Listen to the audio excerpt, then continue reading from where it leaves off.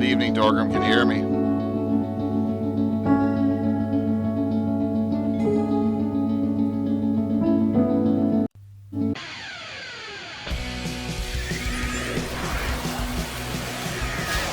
Good, thank you. Considering all three of my guests are not on yet. Ha ha! None of them.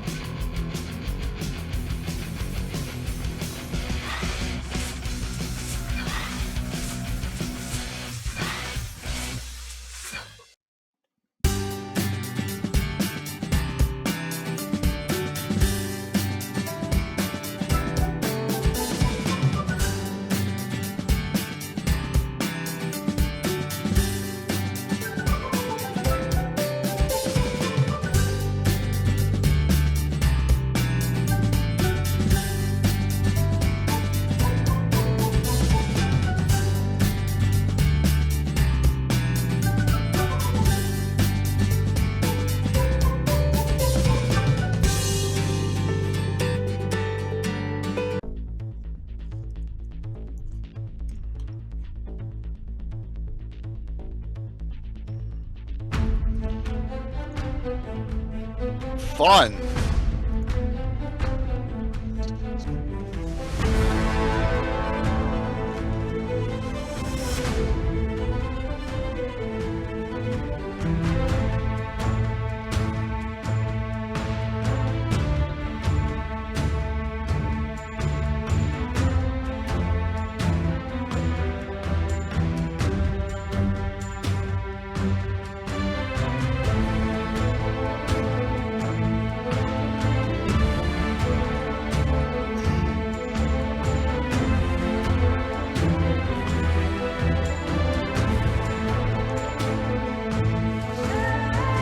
Hopefully everyone's well.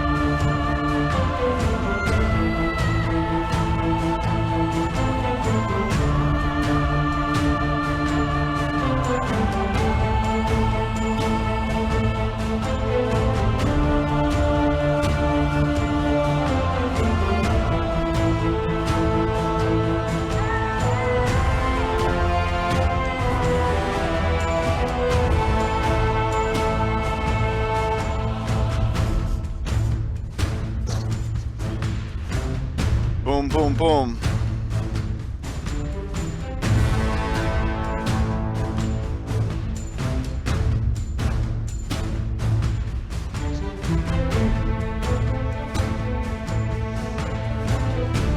What's up, Fisher?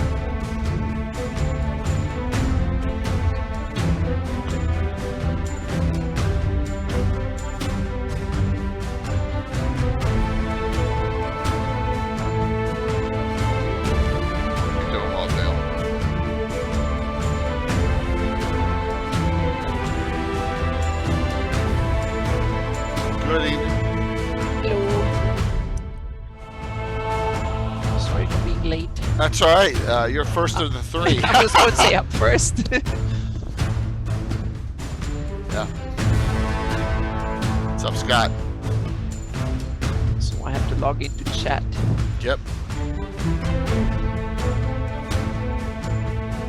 No worries, we're fine. Yep.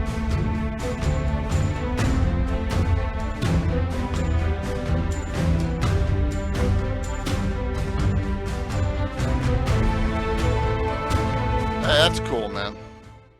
That makes total sense. Virtual board games with L&L on the side. Sounds good. Yeah.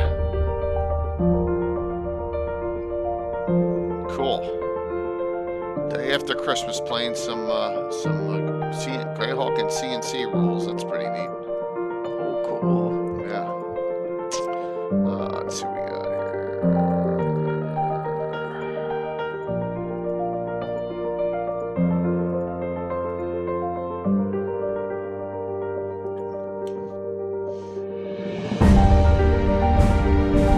Of course they are.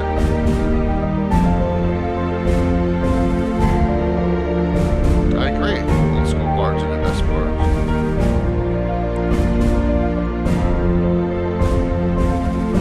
I agree.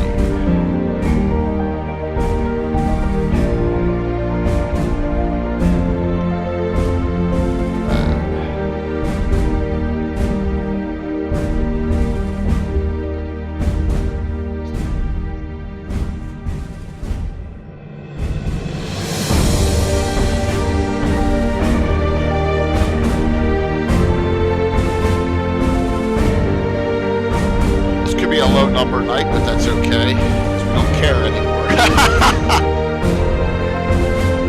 As much as we used to.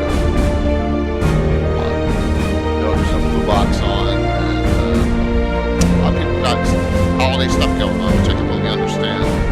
But just off on this.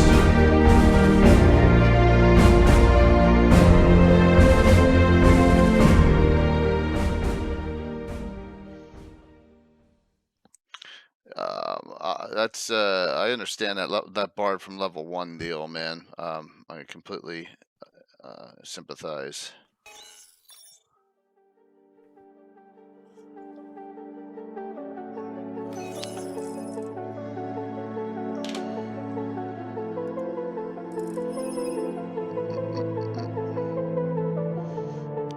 Hopefully everyone's doing well.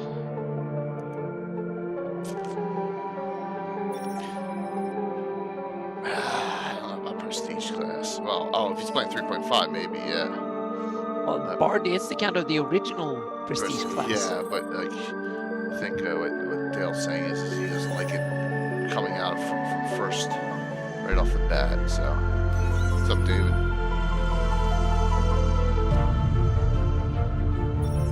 That would be the way to go in 3.5. Yep.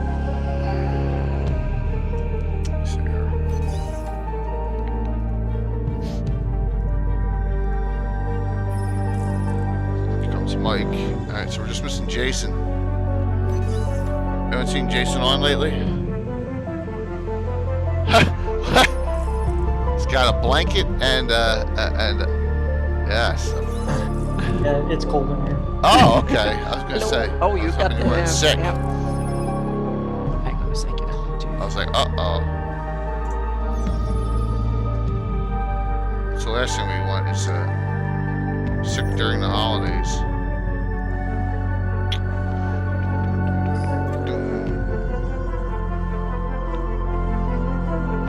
Does it? Well, that may be on Twitch's end.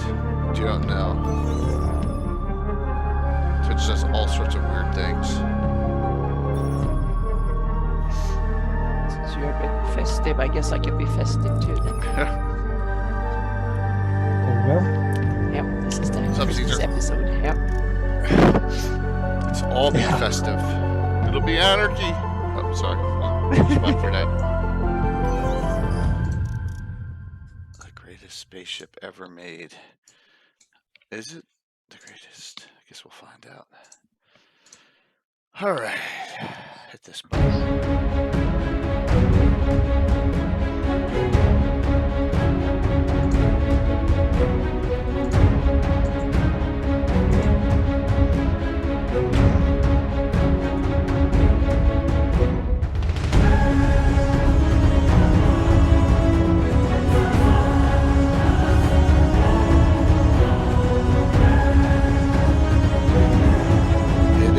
It is pricey. We've been giving away a bunch in digital. Even the digital is $20.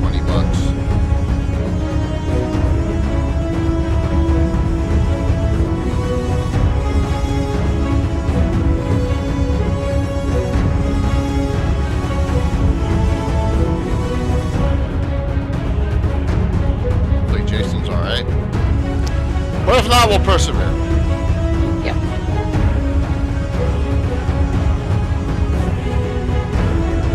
Oh, that's why. Yeah, the Canada shipped. Oh, wow.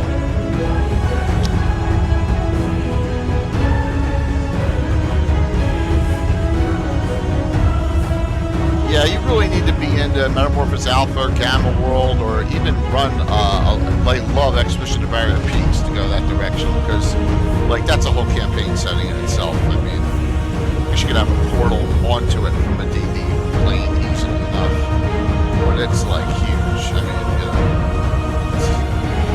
know, so many pages.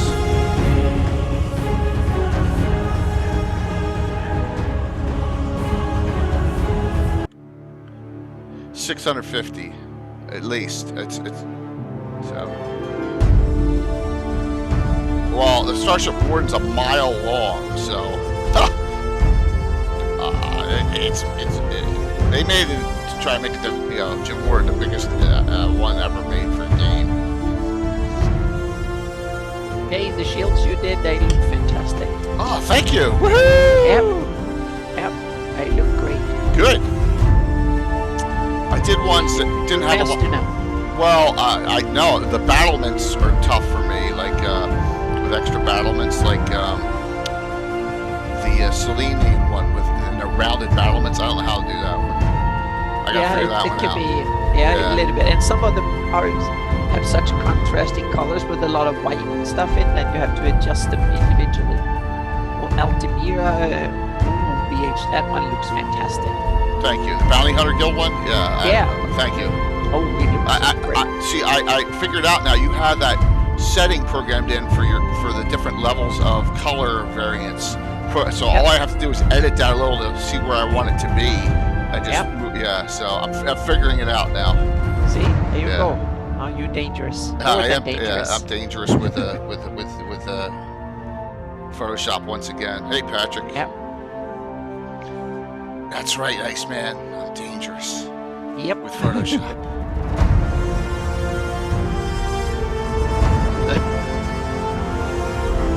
Josh is on. Don't you like go to prison on Wednesdays or something, Josh? Oh no, that's something else. That's something like that. Life Monopoly. Go to prison every Tuesday. No, he's got like some kind of penance or something. Kidding. What's up with the music being warbly? It doesn't sound warbly here. I don't get that. It must be on Twitch's end. It's crystal, right? It's clear here. It's got to be on Twitch. Twitch is probably doing something again. It's crazy. It's fine there, Lando. It could be just specifically to certain settings. I don't know. Bandwidth issues. Yeah, it's hey Pat. It's just bizarre. Hello, Tempest. Alright, so we're gonna be a minute or two early here. That's fine. We're missing one of our 3 guests. So, 3 guests. I'll be good here. It's weird. It's bizarre. I'm not sure. Whoops. See, I started all this stuff before you guys were on. There we go. Good evening, everyone. I'm J.A.K. Lord Gizumba, and we have a cold Greyhawk Mike Bridges.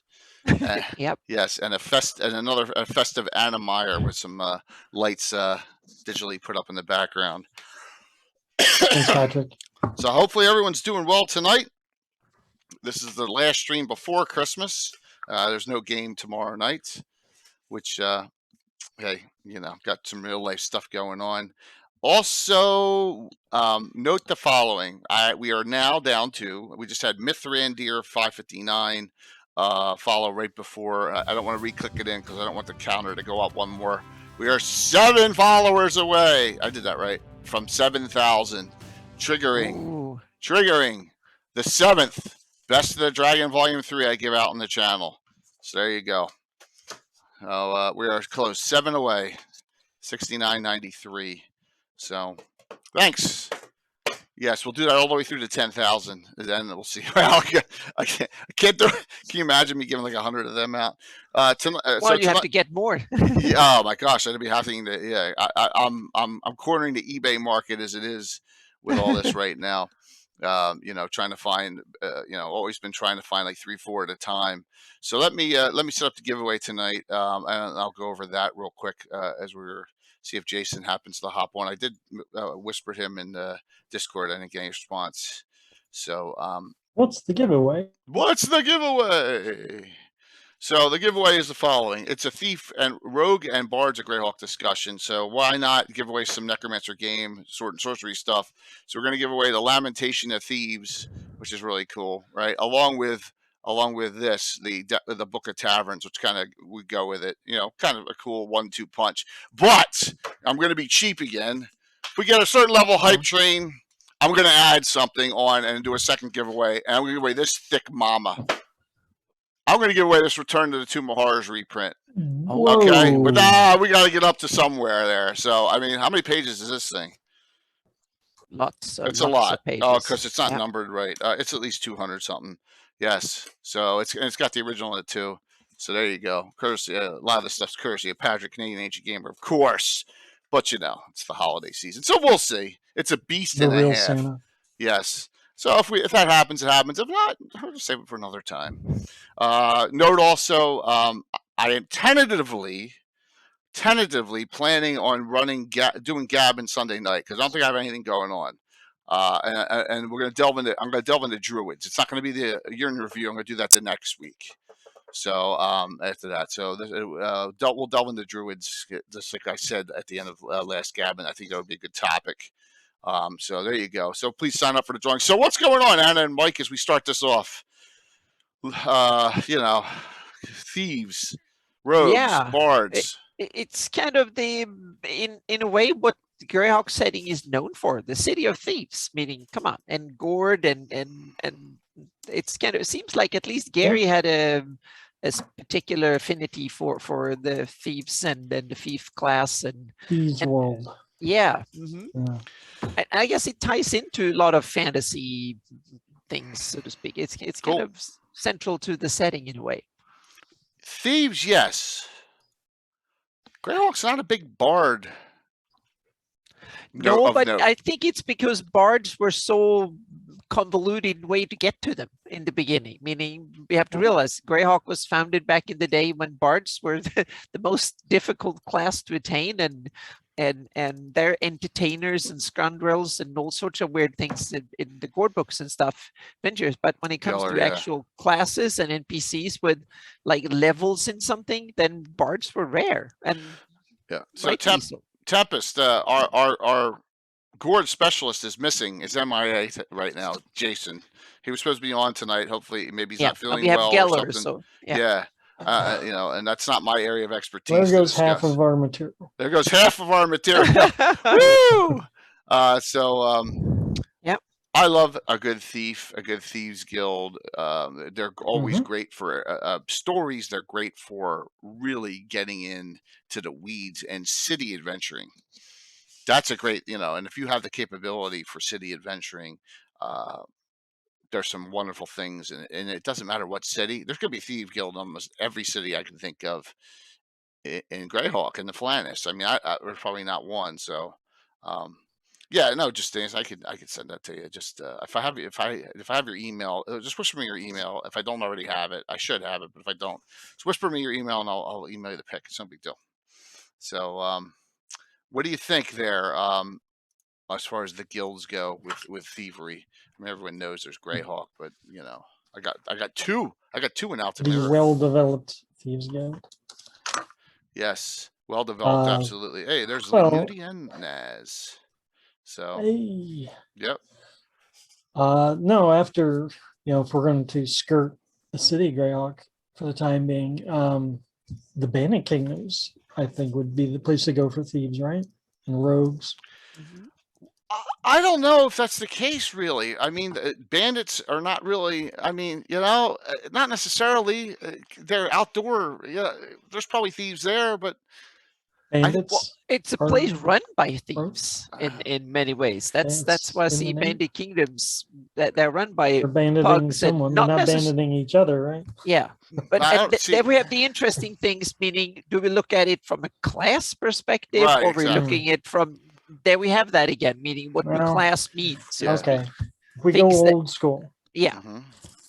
The who run the place? Naming names. Yeah, the Bandit Kingdoms is ran by no single ruler, comma, thief 14 to 16th level, or fighter 12 to 14 usual. Yeah. So fighters and thieves. And if you take, you know, when the Dragon Magazine article comes out, you have the hybrid, the bandit, which actually takes is an outdoor thief slash. Right. Yeah. So I was hoping there, Pat, that John would be on. I know he's got some things to do. He may hop on into chat later, but was hoping. Would be glad to hear about that. Yes, and Tom. So in chat, and Tom is really big on his. He's got a straight gnome thief. Everyone knows Rumple Foreskin. What a name! Oh. And he's got a halfling straight thief named Skeets, and then he's got a thief acrobat, one of the rare ones in my campaign. Nice. Vork in the Agile. So never had a thief acrobat in our game, which is incredible. We had one back in the day. We had a friend who played when Unearthed Arcana came out that had a thief acrobat. They weren't as popular. I mean, it was a cool idea, but it's hard to convert that over into usable game mechanic terms again. So, yeah. See, once again, Dale, it's a matter of perspective on that discussion. I would say a lot of Robin Hood's merry men are bandits. So are they all bags the guys? But then you have the interesting. But a lot of them are bandits. I would presume that maybe half of them are thieves or rogues, but a lot of the other ones are probably fighters and God knows what class wise. So yeah, absolutely. Just because you're stealing things doesn't mean that you're classed. As and that's a technical thing that we're getting into the weeds on. So, all right, I'll start things off. How's that sound? So we're gonna bounce around and talk about some. Sure. I won't go to the other screen. Let's start right from the old days. So the World of Greyhawk Gazetteer, the very 1980, the no-named ruler Gazetteer. So my entire basis for how the Prince of Ulick acts in my campaign is based on one line in here. Ooh. And that is very simple. A dwarf, it says here, His Serene Highness, the Prince of Ulick, Lord of the Peaks of Haven, Fighter Thief 912, right? So there you go. So I'm thinking to myself, how they made him a multi-class fighter thief. Why? And I was thinking to myself, he's probably a scoundrel of some sort. He's probably so. Well, what's his options for multi-class? Fighter cleric. Well, I get fighter cleric. Fighter thief, cleric thief. That's about it, right? Back in the old school. So the fighter thief was the one that made most sense for a ruler, maybe. No, they're not. Fighter thief's not a bandit. Definitely not a bandit, Dale. Not at all. Because bandits have their own special abilities. Read the bandit article. They can cover tracks and they can do all sorts of other things. Yep. So he's a more thief than. No, he's. I was like, well, that just doesn't make sense for him to be lawful good. I made him lawful neutral, and that was the thing. And then when he kind of butts heads with the Order of Ulick and all because, and there's no name, so he's not Olin Stag Karand in my game because there's no name. So this is 1980, and we give him a different name, Prince Dorak II. Okay. So but. There's the first thief, and that's from 1980, and there's a lot of them in here that are thieves that are the rulers, which I found very interesting. Thieves can get pretty far in Greyhawk. Also, the big one, another one in here, His Magnitude, the Earl of Sterich. Ooh, he is a triple class bard, fighter. Fighter 7, Thief 8, Bard 9. So he's a normal vassal of the King of Keelan. This is 1980. So there's your bard in this book here, which is kind of cool that you have a bard there. Hi, Mithrandir, and good to see you. And thank you for just now for the follow to get us to 6993. Once again, I don't know. I'm assuming in the 83 book that the Earl of Sterich is named. So, there we go. As Patrick kicks it off. Patrick kicks it off here. Like I said, we get to a certain level hype train. I'm going to give away this monstrosity in addition to the other two. We'll do two separate giveaways. This thing is, yes, there we go. We're going to give away, this Return to the Tomb of Horrors. So thank you, Patrick. Getting there close. Yep. 7 to 7,000. That triggers our Best of Dragon Volume 3 giveaway. Which will be coming once we get to 7,000 followers, which will probably be on the show Sunday night. if we have that. So Anna, Mike, I just did 2. Yeah. Oh, Mitch, thanks, man. Thank you. Happy holidays to you too. It was great seeing you at PAX Unplugged, man, hanging out with you. Cool. Yeah. Yes. Very, very nice, Mitch. Thank you so very much. Ding, ding, ding, ding. Oh, Wiley. There we go. Wiley's cranking it out now. Oh, there we go. Everyone. So, awesome. Thank you, Wiley. So yeah, I had one from the living after the Living Greyhawk era, from the 598 in the Living Greyhawk Gazetteer, and that is Prince Saviner, the Overking of United Kingdom of Alyssa. He's a rogue 15th, so he is I would say a typical rogue, meaning rogue class ruler in that sense. He is playing a lot under the belt, so to speak, and he's very ruthless, smart, savvy, and uses. I think he uses his wisdom, intelligence, and charisma equally, so to speak. It seems to be very manipulative, doing a lot of open diplomacy and probably as much under the radar kind of diplomacy, backstabbing, and all sorts of stuff, so to speak. Probably has a very polished exterior and a very evil interior, so to speak, and runs open diplomacy. Probably have a lot of debauched parties, diplomatic gatherings, and have a staff of hired thugs and assassins and whatnot. I wouldn't be surprised if he's trying to match the Scarlet Brotherhood eventually, because he seems to be the kind of ruler who rules through all means possible, so to speak. Okay. So I agree, David. I still stand by Grenell as an assassin as well. But then again, that's all that technical jargon. Well, it depends on what your role of classes are, so to speak. And Saviner, he is listed as neutral evil, which means that he doesn't hold any principles more than I want power, so to speak. And he's also the leader of House Darman, which is probably an equally important position.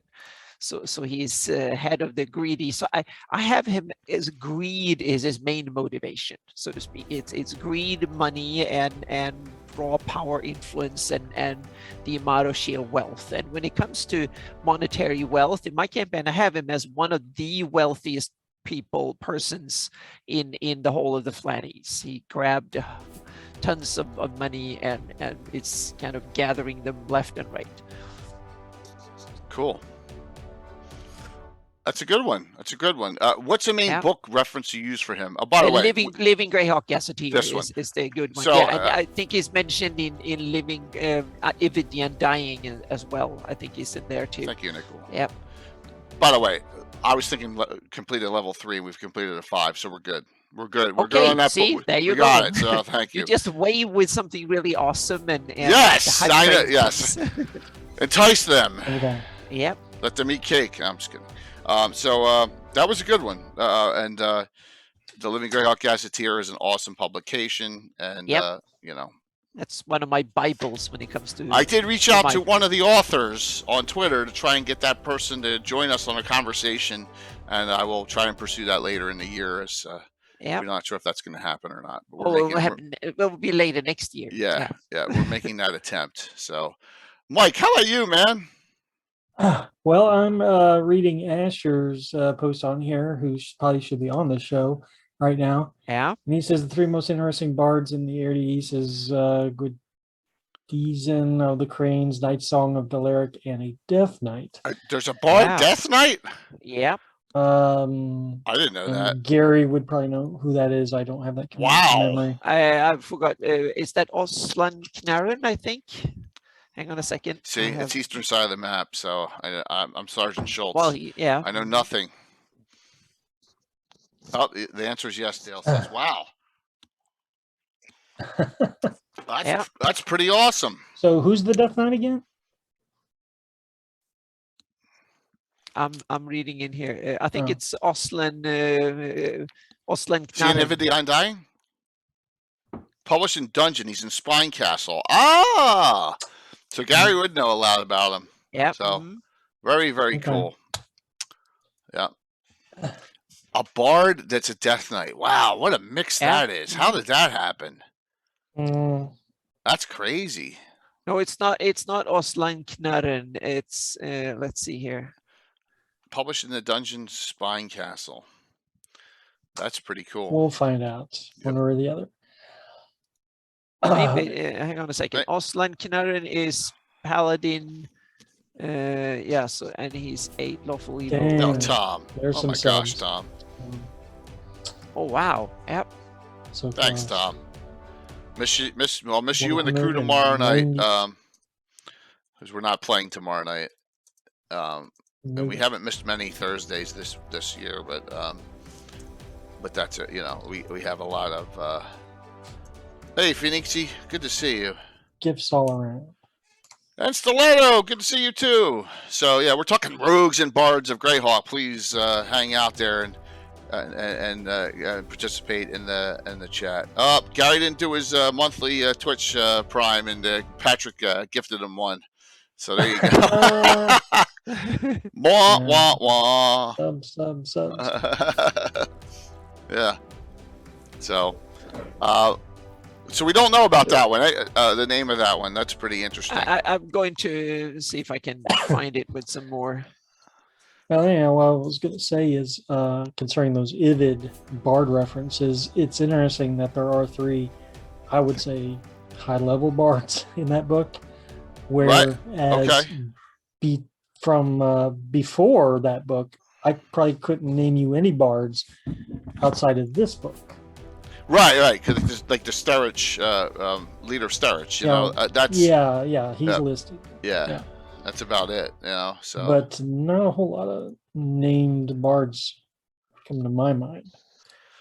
Same here. I mean, when we talk about roads, I'm all thieves all the way on this. I mean, I got a ton of them.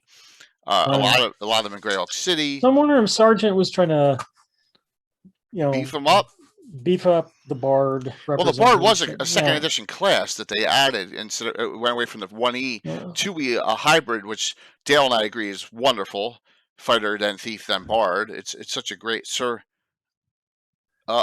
See, Sir Minor Cyric of Darman. Minor Cyric, I found it. AKA Cyric Eversong, AKA the Silent Sparrow. Hey Gary, we're missing Jason, man. So not putting any pressure on you, but if you got nothing better to do, hop on. To Spinecast. One of our guests is MIA, so hopefully Jason's okay. So the Silent Sparrow. So we made that second hype train. 2 giveaways.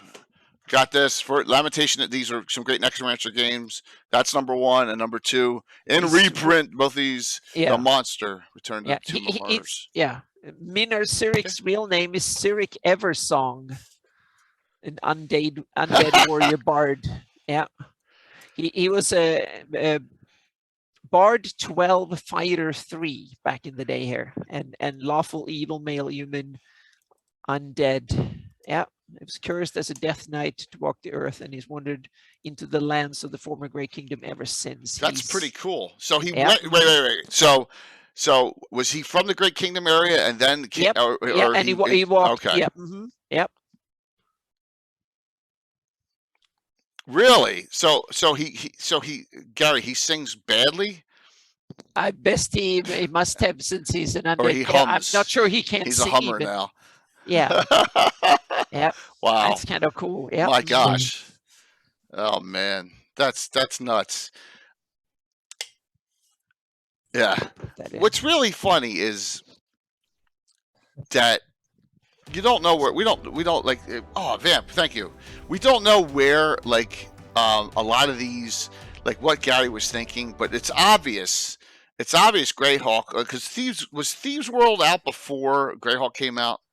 Aspirins, it feels like I think it was afterward, but it was very. Lankmar was afterwards. I think Lankmar was afterwards too. Fritz Lieber. Yeah. Okay. Yes, he only went to Spinecastle to fall, take over a Bard college there, which is now the best in town. Oh, cool. So he runs an inn in Spinecastle as a death knight. He's very enterprising. Interesting. That's cool. I mean, I miss a lot of lore, as you can see, being left mapped. So, By the way, has everyone seen the map that I'm sorry, Zach, whatever's done? The download is a PSD go file. ahead. It's 1.2 gigabytes, but my gosh. So you know what? Yeah. 10 seconds off. Here we go. Right, Anna? I have to show this. Don't you think? Okay. That map, the Darlene map that's merged back together and all Oh cleaned yeah, up. yeah. You have to. Yeah, it's Yeah, it's give me cool. a sec here. It That's just really came to my cool. mind. I'm sorry. I'm like all over the place tonight, and I apologize.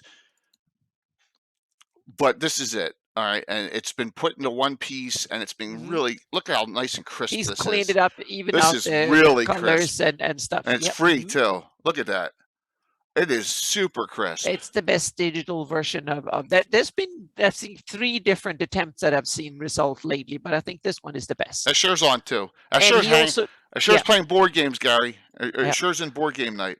Yeah, and one of the coolest thing with this one is that you can remove the hexes. Hexes are in the separate layers. You can remove the with the hexes, PSD which is file, really yeah. cool. Yep. Yeah, very, very cool.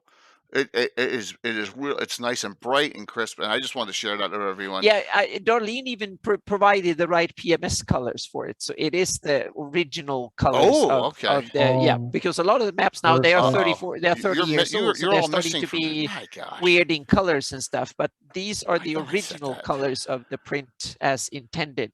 You're both missing from the screen up top, and I know I said it, so that's annoying. Yeah, you kind of. Yeah, can someone go to Sages of Greyhawk and link that download and put it into chat so Pat66 and other people can get it? It's a free download. So, yeah, yeah, please find it here. Yeah. So what I'm going to do here is I'm not going to crash things now. So, and good to see you, Will. Will's working on getting back to Greyhawk streaming again in the future, which is a great thing. So, all right. So yeah, I thought so it's a PSD download, so it's a Photoshop download. It depends. I think it's both available. I've seen different versions. Yeah, there may be down pulls for it just in the JPEG. It's a zoomable JPEG here, too. So yeah. Yep. Yeah, and it's a real if you're using it if you're using Greyhawk Map digitally, it's the one to have. It's so perfect. GIMP should work too, man. If GIMP will read PSDs. Oh yeah.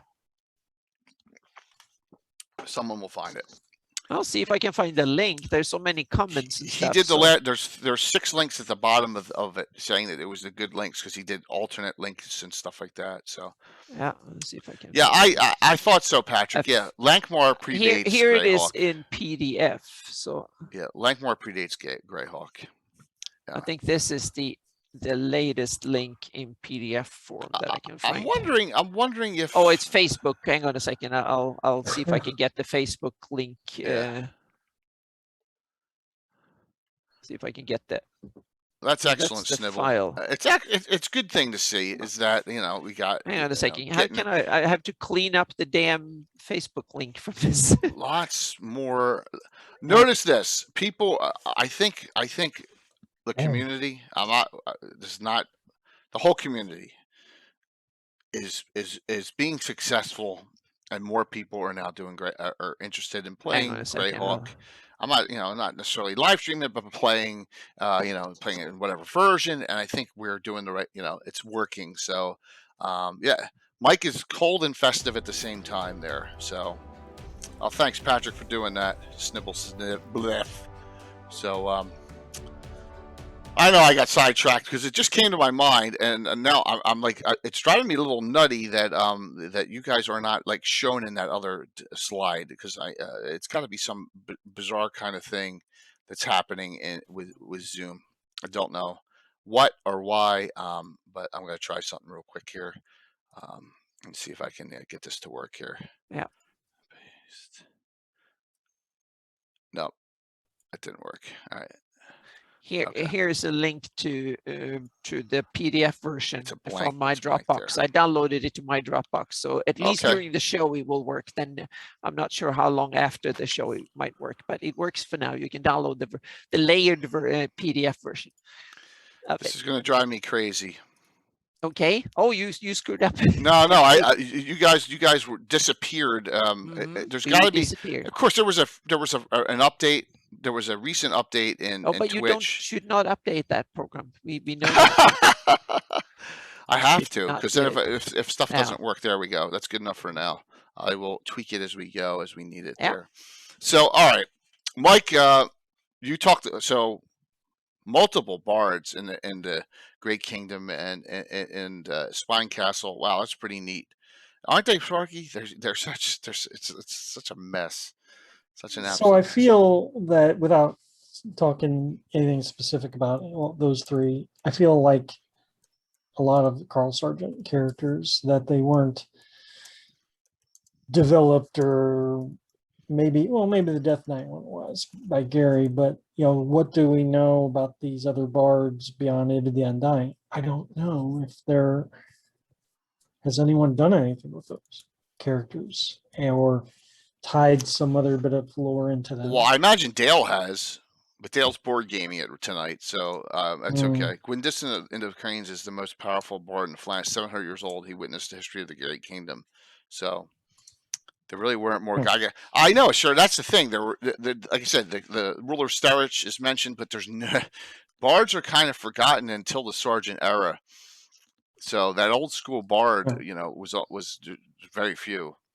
Now, even my campaign, there's a fair amount of them. I imagine Dale, you have some too, but there's not a lot there. So, but there's some really, really great thieves. Geller was a Gygax bard, Cathay. Yes, that's true. Mm-hmm. Thanks, Sparky. Yep, one of the Geller was a main people in the Greyhawk or the Gord books. Once again, Cathay, our third guest, Jason. Let's hope he's okay. Is MIA? Yeah. Who was going to talk all the Gord stuff tonight? So, Yeah. And I am not a Gord specialist. But let's go back to the screen. Compared here. to Jason, I don't think we have any other specialist whatsoever. So you're going to be hearing a lot about the Free City Greyhawk box set here, everyone. Here is page 13. Oops, this way. When you get to, I love this. This is my favorite of all time, as everyone knows, and I went past it. Of course, I'm going to make you all throw up just by doing all this so fast. All right. Wrong book. Oh my God, Jay. It is this book. Page 13, dude. I'm talking to myself. Page 13. You have a lot of thieves in Greyhawk, and some of them are really in with, here we go, criminal code. There we go. Jeez, my gosh. Gloretti Buchanan. Dwarf. Yeah. The Inspector of Taxes. Yes. Lawful evil. Wonderful. Right? So he is a not a nice guy. Greedy as hell. His exceptional mental abilities soon found himself bookkeeper for the Thieves Guild. It is a local progression for him to become Inspector of Taxes. I love how they call it the GRS as a spoof on the IRS. That's really funny. The Greyhawk Revenue Service. Yes. The only one person that's ever brought to trial for trying to bribe him, Dallas, due to the ridiculously small size of the bribe offered. So if you give him a big enough bribe, then it'll be fine. So fully 3/4 of his inspectors are dwarves. So it's a dwarven tax collecting agency right in Greyhawk City, which you may not have thought would make sense, but it's hysterical. Yep. Before the giant troubles with the bard. Yes, Gary, he was a triple class bard, old school, which is really neat. Hey, Dave, good to see you this evening. 2 giveaways tonight, so have at it, and I'll get them out tomorrow. So there you go. A true thief, and according to this, he's 10th level. And this is as of the publication. So a really cool thief for Free City Greyhawk, and that doesn't even count the mayor, Naraf Gazgal, who everyone thinks he's the guildmaster, and he's not. He's the deputy guildmaster. Naraf Gazgal, mentioned at this time frame, is the guildmaster, and Naraf's only the deputy guildmaster. So something neat there as far as And Org is higher level, so I Yeah. guess that would mean he's been in the guild longer. probably a And then good Neroff decided to go into politics. Well, rather than yeah. I keep guess going up. it's important that the guildmaster he puts his right hand man to run the rest of the city, so to speak, or be Right. the official ruler, and then you have the real There's a- power behind the throne. Oh my so to gosh, speak. Patrick. It's like Wow. well, I thank you so very much. Merry Christmas to you. Yeah. So Nerif Long time. Gaskell is 10th, and Organization's higher than 10th. Mhm. So, yeah, at the time. So, very, very cool. Keeping it rolling, everyone. Keeping it rolling here, and I really appreciate it. And note, we're going to have some awesome things for 2022. Just gonna I like- refill my water bottle. That's okay. Back in a minute. I like that Neroff also owns a casino, Yes, he's owned the Wheel of Gold, which is or the just Patricians. perfect. Is that the one he Yeah. owns? The Wheel of Gold? Wheel of Gold. Wheel yeah. of Gold, yeah. Yeah, that's going to be another way of taking players' money. So you think that organized crime doesn't pay, but it sure does in Greyhawk City. Oh yeah. Now, where else in Greyhawk, in the world of Greyhawk, is a Thieves Guild extremely detailed besides Greyhawk City? I don't think there are. If I'm wrong, Gary, or anyone else out there, where there's a detailed listing of the Greyhawk or of a style of guild, I don't think. Barely. I just don't think there is. Yeah, not even a 10th. Yeah. I'm sure. Unless it's a living Greyhawk. Even Hardby doesn't have them really developed in that discussion. Because I have all the Hardby references when I play there, and I've made up a lot of those characters myself. Stoink? Okay, Cathay. Yeah. Where? Yeah. Is it in the Gord books you're talking about? It's developed? Yeah, not as much as Greyhawk. Yeah, that's what we thought. So, all right. Adam, Mike, you guys want to bring up someone? I'm kind of curious to see how that there are.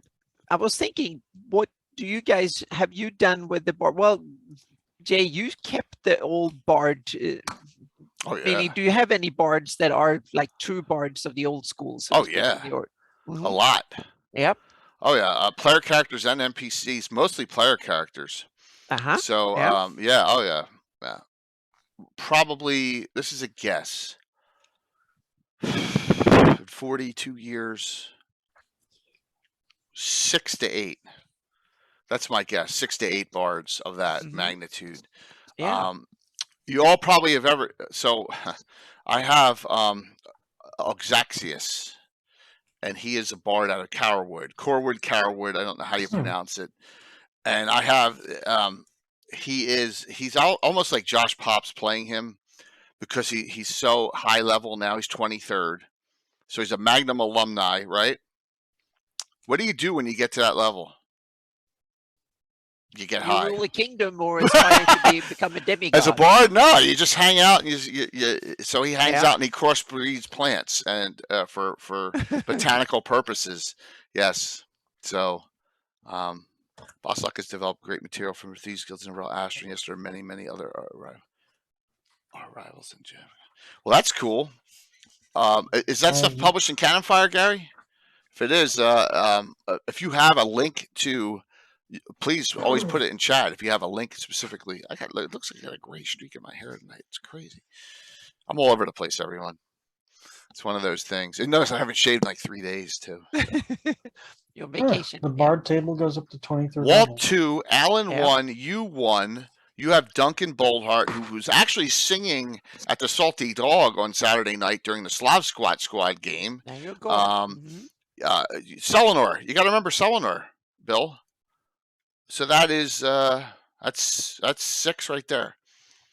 So yeah. But that was the only way you had bards. You never you never had a normal straight bard class.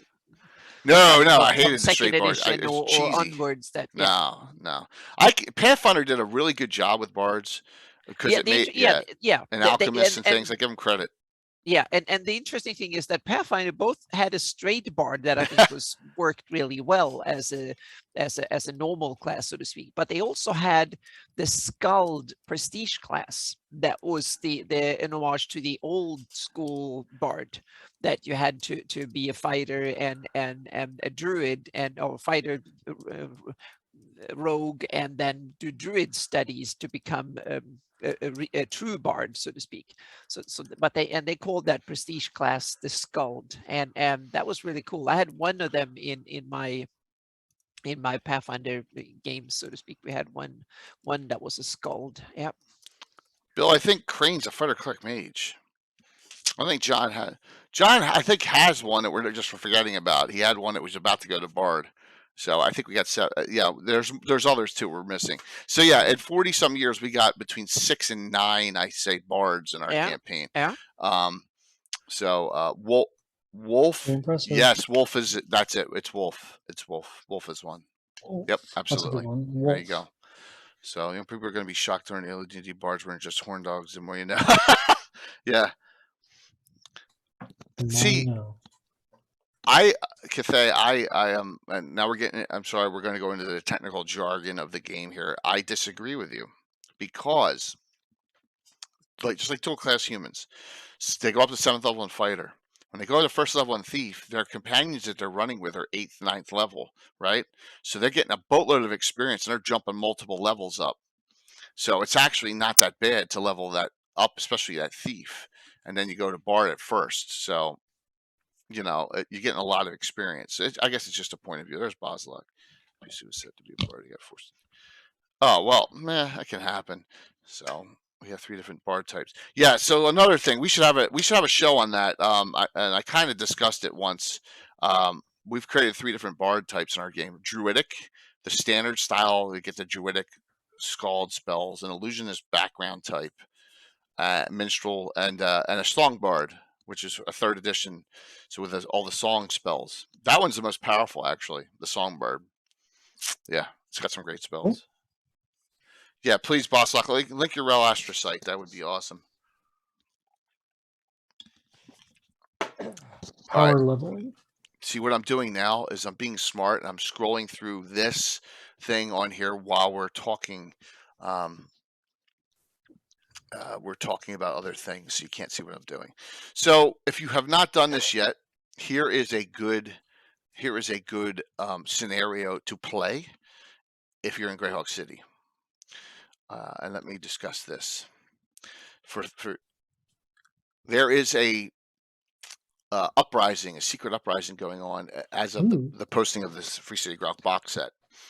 All right, and that is the 2 quarters. You have the River Quarter Master, because all the quarters of Greyhawk are broken up, and there's thieves running each of them. So in the River Corner, Thomas Ratek is look, he's constantly surrounded by 6 brutish bodyguards, so he's very paranoid. Thomas covets the position of Guildmaster, is presently biding his time, amassing his forces, ready to launch a takeover bid. So he's allied with this Sharon of Kurel from the Thieves, the actual Thieves Quarter, right? And so Sharon Messiander. Yep, Messiandier or Steer. Messiandier, yeah. Yeah. So she's converted part of the Guildholder, a shrine to Kurel, and insists that thieves in her quarter attend regular services. So her and Thomas Ratek have allied themselves. So this is a good thing to play out. And we did this with our adventuring group, the Grey Company, years ago. I'm going to say late 90s we did this, and it was fun. It was a lot of fun doing that. Same. Yeah. And you can go any different direction or stretch it out as long as you want, but it's in all the data you need is in this Free City Grok box set. Hence one of the reasons why I love it so much. You're never going to find any Kurel plot better than this one. Calden Sama, this is post Gord novels, and I'll show you. Good question. All right. That's a great question. And we go, so the Assassin's Guild's here. Thomas Ratek, I'm sorry. the grandfather of assassins. Oh my god, my brain shut off. Oh, Near of Gaskell? No, Or no, no. Oh, The Turin one that's Deathstalker. turned Deathstalker is no longer the head of the Assassins Guild. No, he went to, what was it, Safety? Oh, but in this he is. In this he is. But then he goes to Safety in the ashes, from the ashes. Yeah. He is in this. But this publication, as we go down here, the Beggars Union. I'm going to read this. I'm going to read it. Kalisama. That's a great one. When Beggarmaster Theobald, King of Junk, precipitated a war between the Thieves Guild and Beggars Union some 15 years back. So that gives you the time frame of when this box set takes place. So the Gord novels members in the past, because Gord's growing up and all, and he's young then. So following the disappearance of Theobald when the Thieves Guild attacked the Palace of Trash, Gaspar took control and sued for peace with Arental, who was then Guildmaster. So they had background story in here about that. So and now there's cooperation going. So the Beggars Guild is still active, but it's more spies. Because this is Gary's story from the Gord books written into the box set. Yes. So that and hang on a second. Did the box set come out before? No, it came out after Saga of Old City, or was it before? I forgot which. I think it came out. What's that? The box set, did it come out after the Gord Saga? What year's the Gord book? What year's the second book? I have that's right the first here. book. That's the first book. I can grab them right here. It's almost identical, isn't it? Yeah, I think they're close. Copyright date. It's not on the back. It's in the front, inside the front cover of the second page, I think. I think that's 93. I think these came out first. Yeah, these came out first. Okay, there we go. Yep. Yeah, the first two did. Yeah. Yep. Yeah, 85. Well before the box set came out. Yeah, so they both came out while Gary was still at TSR. So yeah. So the Beggars Union's in here. So the Beggars Union exists. Yep. But the Beggars Union, Theobald and the conflict and all that. Yep. Hate to talk about a personal campaign, but I'm going to. Oh, so what I have done, part of the fun. Yep. What I have done is Theobald had a son named Thendon, who has been in divers all these years. And it turns out that there's a Beggar Master, King of the Beggars, Rod of Rulership that was hidden. And it was located in an adventure we did almost when we started streaming back in 2018. And he had the group of adventurers, Bill, who's on scoring them, they got it and they gave it to him because it was part of the arrangement. So I'm precipitating a divers faction coming in that he's going to be behind because he wants to retake power from the Beggars Guild and crush Narf Gazgil and Orgnenshin and the whole group. So there you go. That's a long-term plot line I just gave away there. So, but the Beggars Guild has people in here. So here's the Taskmaster and Gaspar, the current ones. Notice Gaspar said is a fighter in here. He's a fighter, and Hakan Dayardra is the Taskmaster currently as of this box set. So, I mean, you got some options there. Who might be the biggest, best, and where? That's a good question. Right. Exactly. Yeah. Hey, Will, thanks a lot. Happy holidays and Merry Christmas to you, Will. Good to see you. So... This is not second edition. This is a hybrid of 1E, 2E. This box set. It's not. It's technically a mix. It's right there. I think this was 89. I think this actually is 89. This box set. All right. So that's pretty neat that you have the Beggars, and when is currently depends on your game, right? Yeah. Mm-hmm. You were really late in this. I'm in 598, in very close to 5. It's 10 days left of the year, so right. 590. There is no current date. Campaign. It just depends on your game. Some people are playing 576. Some people are playing 591. Some people are playing in the future. It just. But note that this is post get the books. That's obviously post the books. So, and that's the earliest Pre-Save Ground box set description you have. This is the first one. So it could change. You can make it whatever you want in your game, which is great. That's the thing. Make it your own. So, Anna, Mike, you want to bring up 1, 2? Well, yeah, please go. Yep. It's tough, isn't it? Our whole gourd section's been wiped without Jason. Yeah. Bing, bing, bing, bing, bing, bing. So, Well, I was gonna quibble real quick on so Guidesian of the Cranes is the most powerful bard, maybe oldest, according to Gary, right? Or Right. Asher. But So who is he? I don't know. He's one of the children of Joachidi, I believe. Okay. Children. So I have to make a search here and see. Yeah, what I can come up with. probably like a quasi deity. But speaking of quasi deities, this is where the quibble comes in. Heward is a bard. Yeah. Heward. yeah. And The Heward's first quasi-deity. edition, 20th level bard, 10th level magic user, 10th level illusionist. He has 30 levels as well. So I think, and Heward also has some artifacts under his Yes. belt. So I'm going to say Heward is the most powerful. And he bard. wanders around with Merlin and Kiotum and Yeah. that crew. And speaking of Kyotum, and let's get this one out of the way. Kyotum is a bard as well. Bill, you gave away one of There mine. you- Yep. Yeah, they have bard ability because they have storytelling Bard ability abilities. back then, right? Yeah. I guess. I don't I know. bet how you that works. Merlin, does But- Merlin even have some bard ability? No, he no. doesn't? Okay. But going literally, so Kyotum is 12th level bard. Okay, so Heward's higher. And 14th level cleric, and 18th level magic user, and 16th level illusionist, and 10th level monk.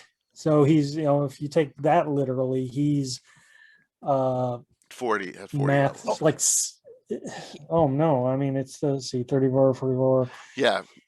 He's 70 levels. Yeah, but remember, you're thinking of third edition terms. So if you're 10, Yeah. 10, 11 They're all triple running- class, you're really like 13th, Sure. 14th. Yeah. I see. Yeah. But I'm comparing him to Carl Sargent era straight bard class, so he is legit 30 levels. Yeah. I see. Okay. I have Anna, some more information about Gwyndesin of the Cranes. okay. He was the mentor of the Death Knight, Minar Sirik, the Death Knight. Yep. Perfect. Yep. So At least yep. that lore. That's kinda basically ties into all each we other. know about him. Yeah. So which came first, that Sirik or the Sirik that's the god in Forgotten Realms? Forgotten Realms. Gotta Forgotten be. Realms, I'm Gotta pretty be. sure. So Yeah. Gary, because this is that a yeah, Spine Castle Sirik? Is that guy? So Yeah. Gary ripped off Ed Greenwood? Gary, I you don't stole know. from Ed Greenwood? I don't know. Yeah. I'm just kidding. I don't know. I mean, it's pretty cool though. Yeah. It makes sense, Caldesama. Yeah, the Thieves Guild.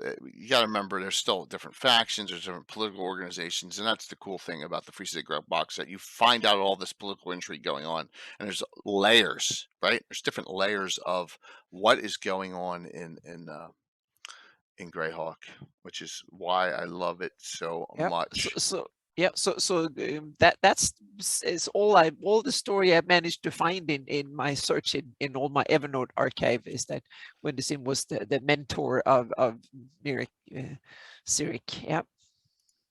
But isn't he a dead god, Lando? Then too, isn't he one of the dead gods? I thought. I get them all confused. All right, so I'm going back to the Free City Girl box set because here's a big one. How do you ever pronounce Renee? Rennie? I pronounce it Rennie. Rennie, yeah. Rennie, okay. Go back and forth. That's how I've All right, always so spelled it, but Zorin yeah. Sabbath is a Rennie Lord, and he is dual class fighter thief 911, and he is loyal. You're gonna like this, Anna. Loyal to the Shriven Sickle and to those Horn Society Oh. paymasters. There you go. Uh-huh. Mhm. So there Yep. you go. Yep. This is pre-Horn Society disappearing, and I know there was a lot of posts on. I think it was the Sages of Greyhawk about why is the Horn Society so weak and when's it coming back? And Okay. I try to need refer them to you a lot. in the Okay, yeah, post. that was one of my references. I have to go back and Yeah. show them my flannies from the old side article because Hierarchs are anything but weak in my campaign. Yeah. They're very, they are one of the real powerful cabal. Yeah. But they play the long game. So they, yeah. So another thief that has nothing to do with the Thieves Guild in Greyhawk and is out in his own, but is in Greyhawk a lot, is a scrawl running from just below his left ear, halfway around his throat. He's got half of a what do you call it? A Sharon smile, as you would say in Greyhawk. Oh, okay. So it's on one side. Thank you, Jim. Yeah. Yep. So there you go. Yep. Very, very cool. And while we're at it, Bill mentioned this one. We got to go to Beautiful People. One of my favorite characters that was unkilled in my game. Which yes, because I can't. That's a cool term. Yeah. Yeah. Well, just because it should be right here. It takes all kinds. Okay. Grimmy Fisher from the Fellowship of the Torch, a gnome thief. 8th level here, but he's higher. He's higher in my game. I think he's 11th or 12th. 3'10". He's the one that has, let's see, Practical Joker inside his bag of holding, snakes made of wire, plausible wax. He's got a rubber chicken he scares people with, all sorts of stuff. Yes. Yeah, here it is. The gnome has recently gotten his hands on malleable rubber-like substance obtained from Himalayan trees, which he has gleefully fashioned into models, including the notorious luminous rubber chicken, which he has flourished at night and frightened the living daylights out of Kiri with. Why would you kill this character off and from the ashes? I don't get it. It just made no sense to me. He probably had a quota or something. Because Sardine had a quota. He had to kill off a certain amount or to renew stuff. So an unkill for me, along with a couple others. There, one of my favorites. Has me wondering if any Thieves Guilds have Paladins of Corel. Well, Rowan in 5th edition, Paladins of Leucatic Evils, right? So yes, because sure, I would imagine so, but not in my old school. So. Yeah. But there you go. So there's a really good thief in here. I have a minor thief that no one realized is a thief. Then that's Queen Yolandi of Celine. She's a wizard 13, fighter 2. Oh, she's not a thief. Oh, sorry. Yeah, fighters. I'm not even. I was like, what? I'm not even. Yeah, I'm not. Yeah, I'm not even.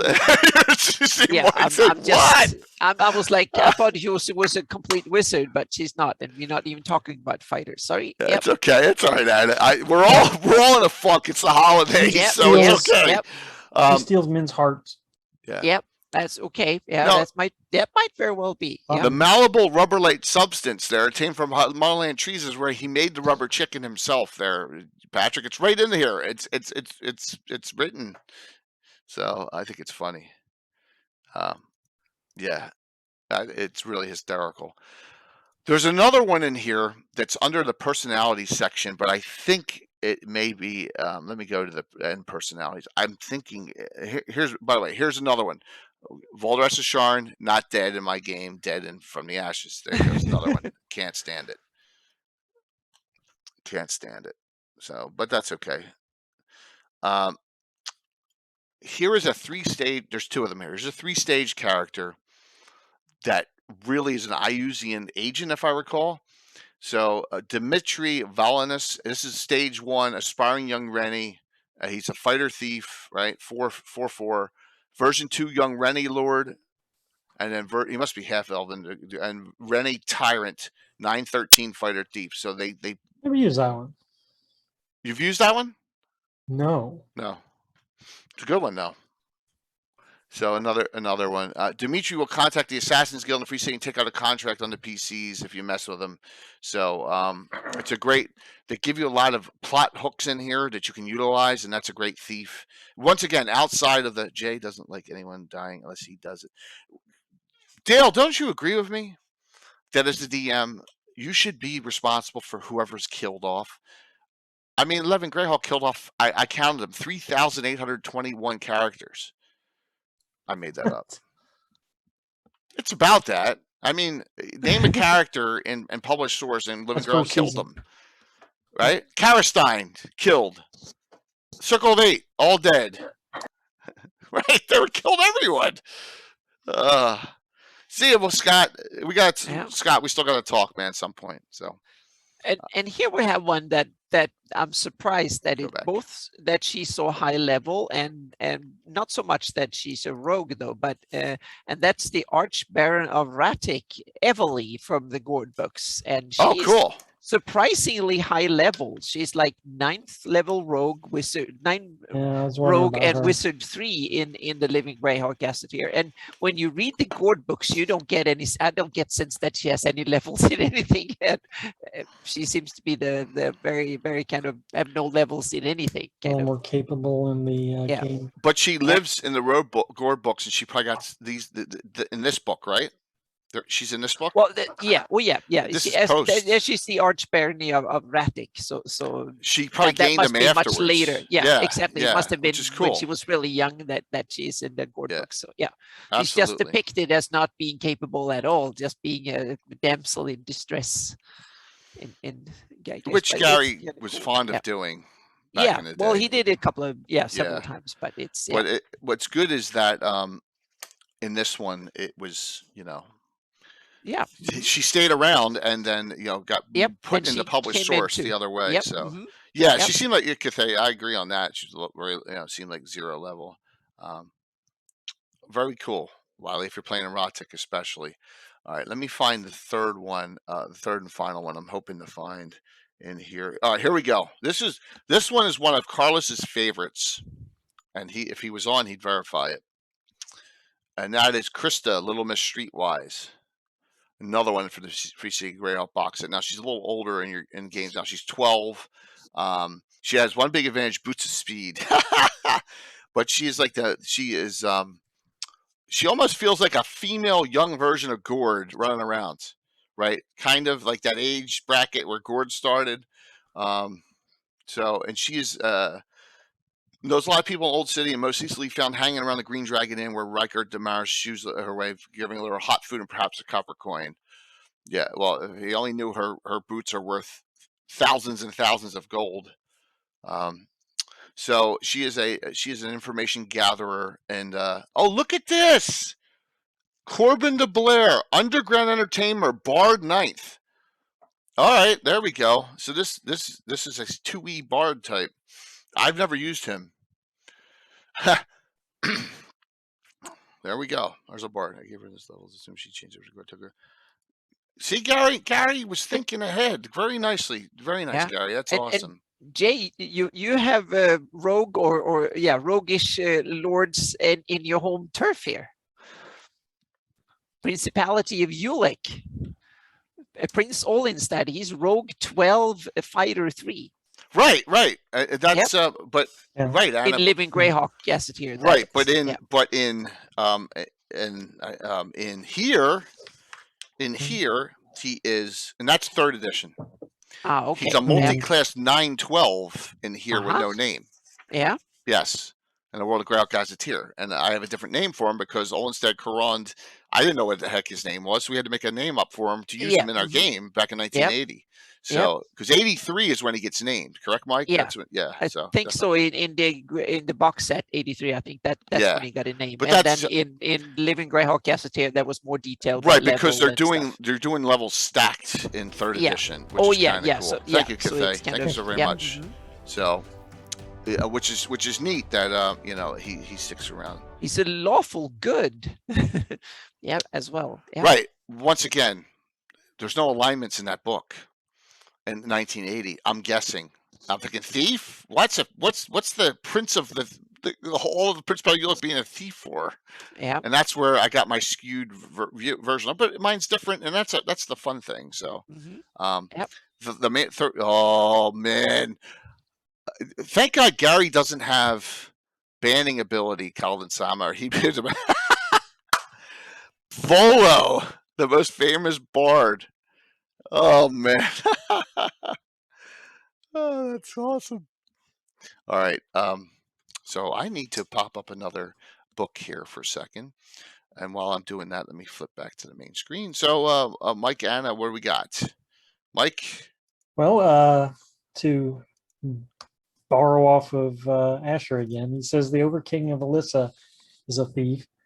I think we already covered that. Yeah, we did. We Yeah. we did Mhm. cover that. That was But- my. Cover that. I think all the Herzog of the South Province before that, Chilor is also a thief. So there must be some tradition there. Chilor I have is a thief 5th level, fighter 11th. Okay. I have one that a ruler here that I'm so surprised both at the low level Hey, and Tina. that the person is a rogue, and this is also from the Living Greyhawk Gazetteer, and that's Wilfric or the Viscount Langard of Förbobonk, and he is a half elf rogue 4.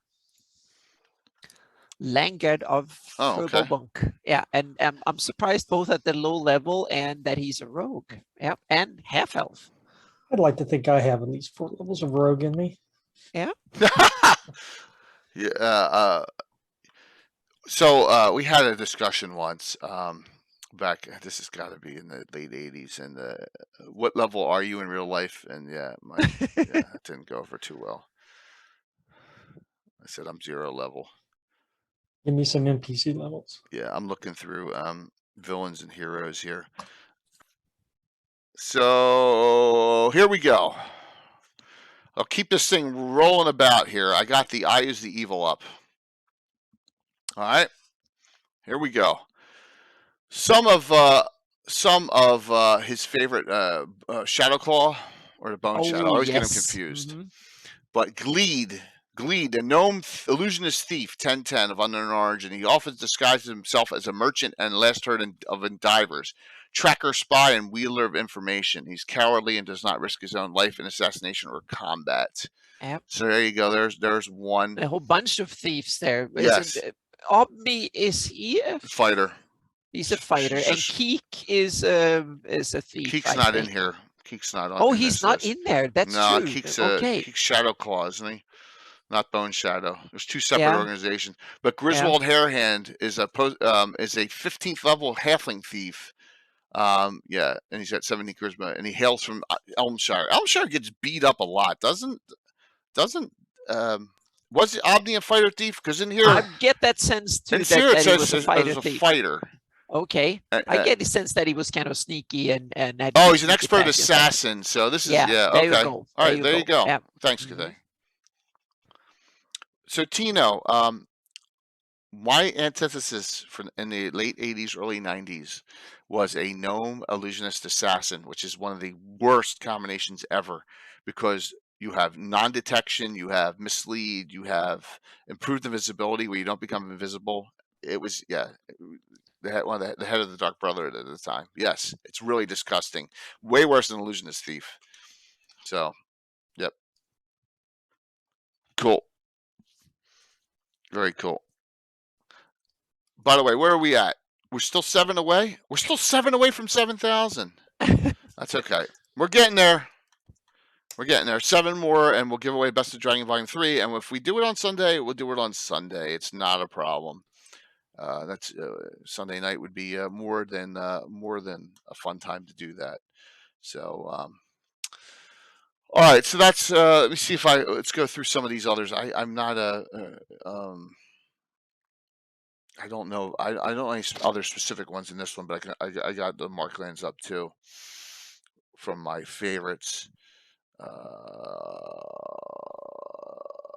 Here, well, here's a Rift Canyon half-orc, Reglazin Dariag, half-orc fighter thief. Smart by orc standards and the idea of using trained hill warrior orcs in Rift Canyon margins and thus diffusing tensions in his own garrison. So there you go. He uses Footman's Flail because he is multi-classed.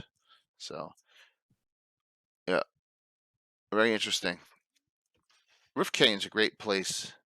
Oh, hey! What did you find? No.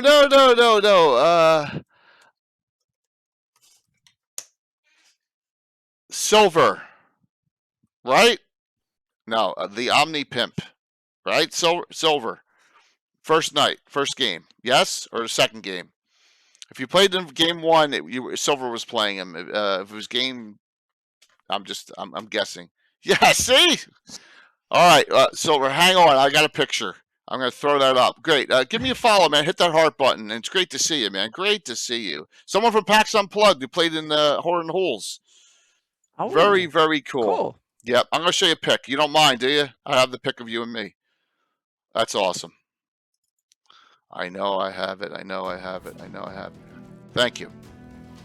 6 away.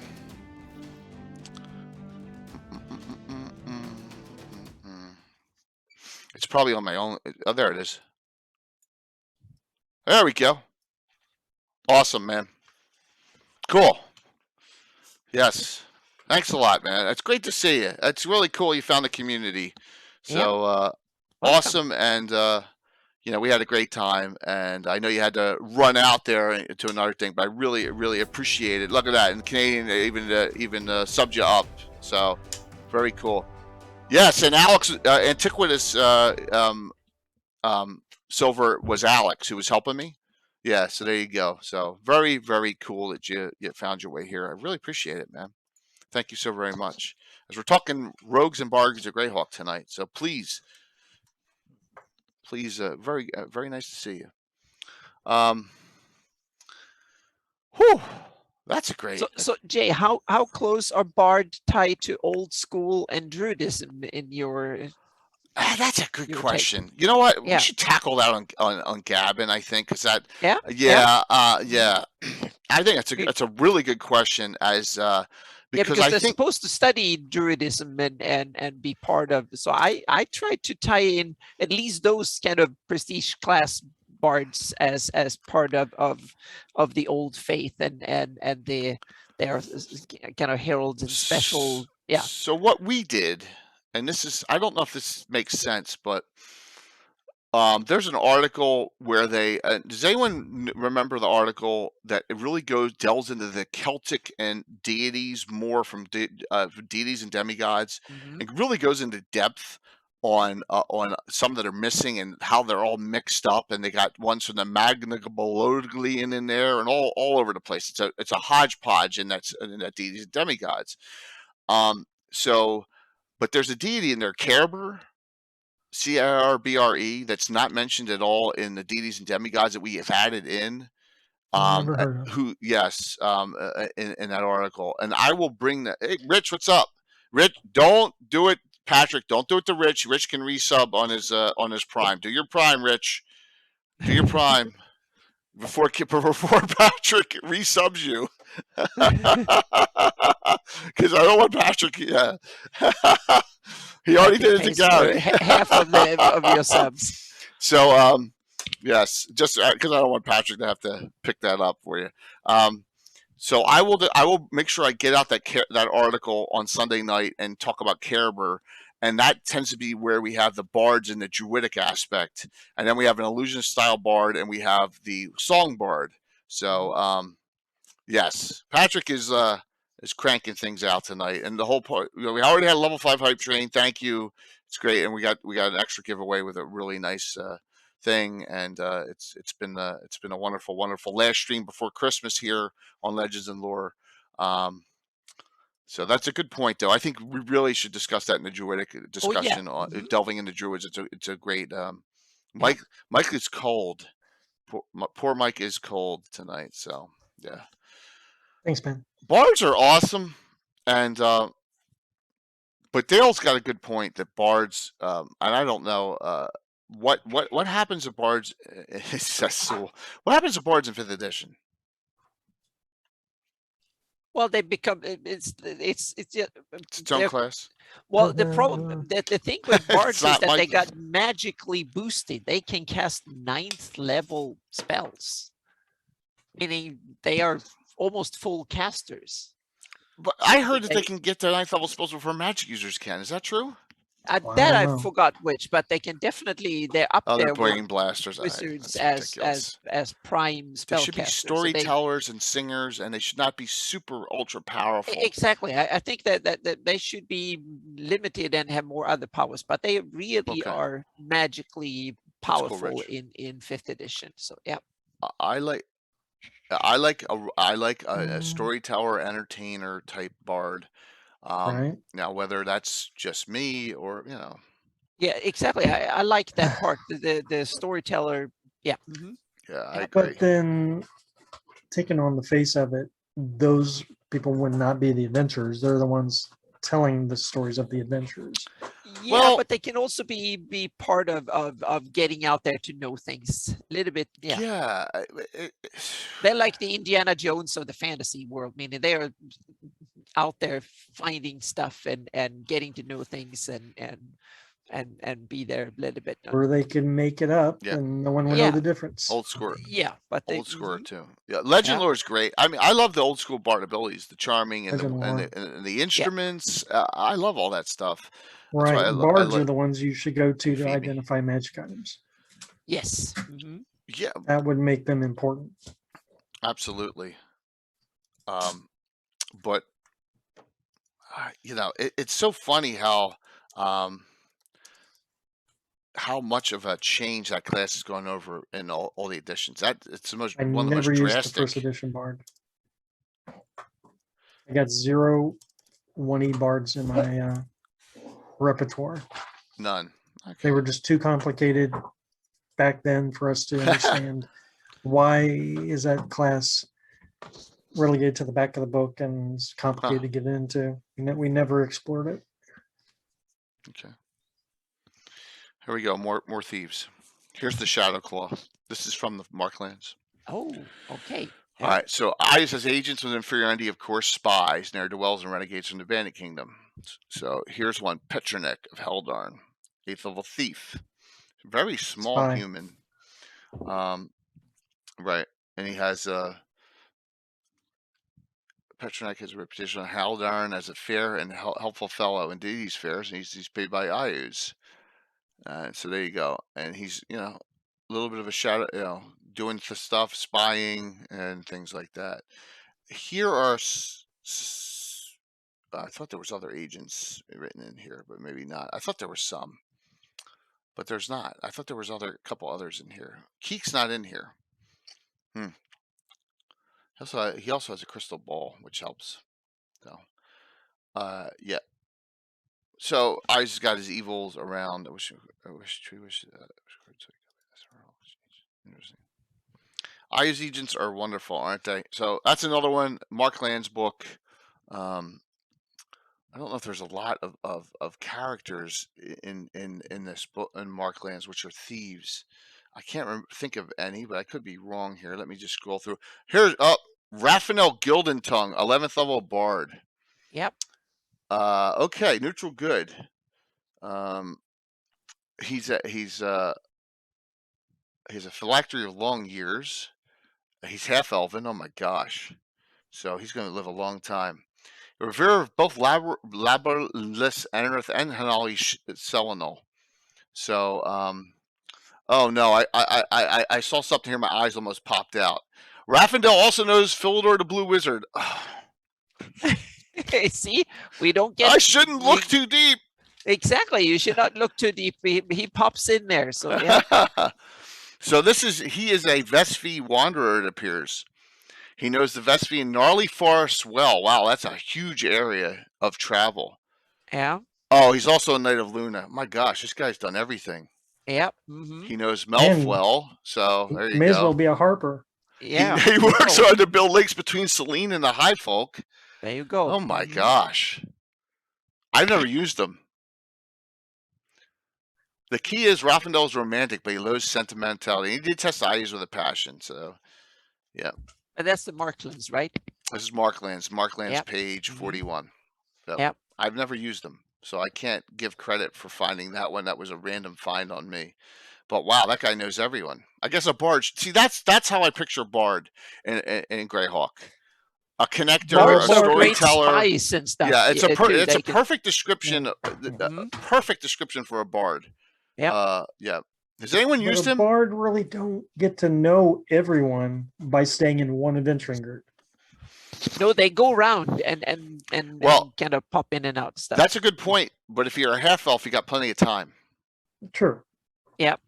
Yeah. I could see elven bards be really Mhm. Well, in old school, it's either human or half elf only. No elves. Yeah, that's the weird thing. Meaning, I think the elves would be born bards, basically. Yeah, but I don't think the elven ethos doesn't fit into the Druidic. It doesn't. Into the Sylvan elf maybe, but the high on Grey elves doesn't fit into that mode that much. I think that's what maybe Gary I think was they're thinking. kind of perfect. They go around Okay. knowing things and they're kind of dexterous and think of beauty and artistic and all that. I think it's a sure fit. Okay. But what I think is that the original 1E Bard was that they were druidic. That's why it was Right, the exactly. druidic connection. That's Exactly. the reason they don't. So yeah. All right. So I don't see any more in that area of the Vespi, thief wise. Yep. All right. I have others. I always have others. I have specifics to my campaign. I have others. I have one that's comical that you all met on Saturday night. That everyone's gonna say, "Well, that's not Greyhawk." Well, it isn't mine. So he also come on. If you did not think that him blessing Josh Pop's character Carl with his own urine and a holy water sprinkler wasn't funny, then I don't know what you thought was. So there can be different kinds of bards. It's Celtic bard, the Avenging bard, the Wandering bard. Yes, I agree, and we have all those. Rich, we have 3 different types of bards in our campaign. We have a druidic base, an illusionist base, and a song bard base. We have all 3. I agree. But in old first edition, it didn't really it didn't happen that way. You had to develop it, and that's what we did. This is High Folk. I don't think there was any there either. I wish there was more detail on characters in High Folk. There's only 4. I would have loved for them to make up more in this book. I mean, they're all high level except for Lofton.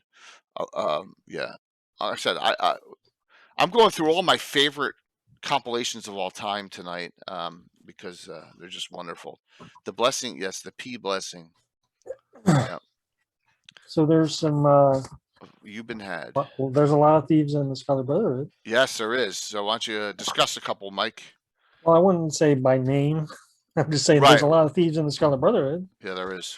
There's a whole 1/3 of the organization is the cousins. And according to Sean Reynolds' Scarlet Brotherhood, I think the highest level thief that I could find was named Bruca, 13th level thief. And there might be a higher 13th is Guildmaster level. Okay, well, Bruca is an elder cousin, so I think that, and it's female, that makes her the leader of the thieves in the Scarlet Brotherhood. Okay. So the monks tend to be the leaders, right, of the Scarlet Brotherhood for the most part. Yeah, the thieves are kind of like enforcers right. or spy types, right, for them. Yeah, that would sound right. Once again, a question I would have asked for Jason in when they were fighting at oh my God, in my own territory, Strandholm Keep, all those that they're slaughtering, some of them were thieves, if I recall, that were in the keep, the Scarlet Brotherhood members. So, Rich puts on there monk, assassin, thieves. It goes the opposite direction, I would say, for the number of them. Yeah, but he's talking about ranking and power. Yeah, and I'm saying it's the opposite direction. Yes, absolutely. Numerical Good point. value. Yeah. Thieves, assassins, monks. Yeah, absolutely. Good point there. I once again, I'm not a fan of the Scarlet Brotherhood. It's a great organization. Just keep it on the right side of the map. I mean, even without this book, we know of the cousins and the older cousin, and that there are thieves in the Scarlet Brotherhood, and so if there are those spies and everything, they should be in that line of work. They need it, so to speak. Yeah. Yeah. And there might be. I think there's one in Greyhawk Adventures. I can't. It's I think it's Alish Marin or something like that. I don't know if it's a monk or a thief or an assassin. It's a female NPC in the NPC section in Greyhawk Adventures. Okay. You could probably grab it and look, but unless you want to go on to the next one. No, it's okay. So religious based. Right, that's true, Rich. D&D didn't have a skill-based system back then, and it was just class-based system. So, which led to a lot of adventurers, being, when they retired, turning into, into having jobs or running inns or whatever. That makes total sense. Monk. Really? Yeah. Oh, you got Greyhawk Adventures out? All right, let me get to that. There's got to be some other thieves in there too, or maybe It's not. just Nerif and Org. That's it. I'm pretty sure. Yeah. Even Ren of the Star is a fighter magic user. Yes, he was never a thief, and he was a merchant. He was a merchant. So, okay. Well, I just popped that up just in case. I still got the Marklands up. I've never gone through the Nyrond, and I know that Nyrond, everyone finds Nyrond boring except for Valmoku. And character-wise, there's a whole bunch of characters in here too. I don't want to, I don't want to bore going everyone. by the What's that? titles. Well, Rich says the D&D thief is not a robber, or et cetera, et cetera. But if you go by the titles, you get cut purse and mugger. And, Yeah, they're robbers. Well, now see it from third edition, and when you have the rogue, it's kind of that skill set goes into a lot of things skilled and diplomacy and all sorts. Yeah, so just like Longitalos, Rich is right. It's a very jack of all trades kind of tool set and skill set that the rogues have. So they're some of the most versatile characters especially when it comes to court life, civilization, diplomacy, and all sorts of stuff that way. All right, here's the Nyrondese one. Flandeld Sal Driver, 9th level thief, 8th level fighter, multi-class dwarf, neutral good. He comes from a mining family named Sal Driver, refers to the soughs. Okay, poured up from river streams to lower levels of mines to drain water. Okay, very cool. Extremely powerful abilities. The expert hill scout. He's cool of temper, concentrate fiercely, sleeps little, and commands his troops with iron discipline. So there you go. There you go. Strength 19. Holy jeez! And this is second edition. Wow, that is strong for during that. That's like 25 in 5e terms.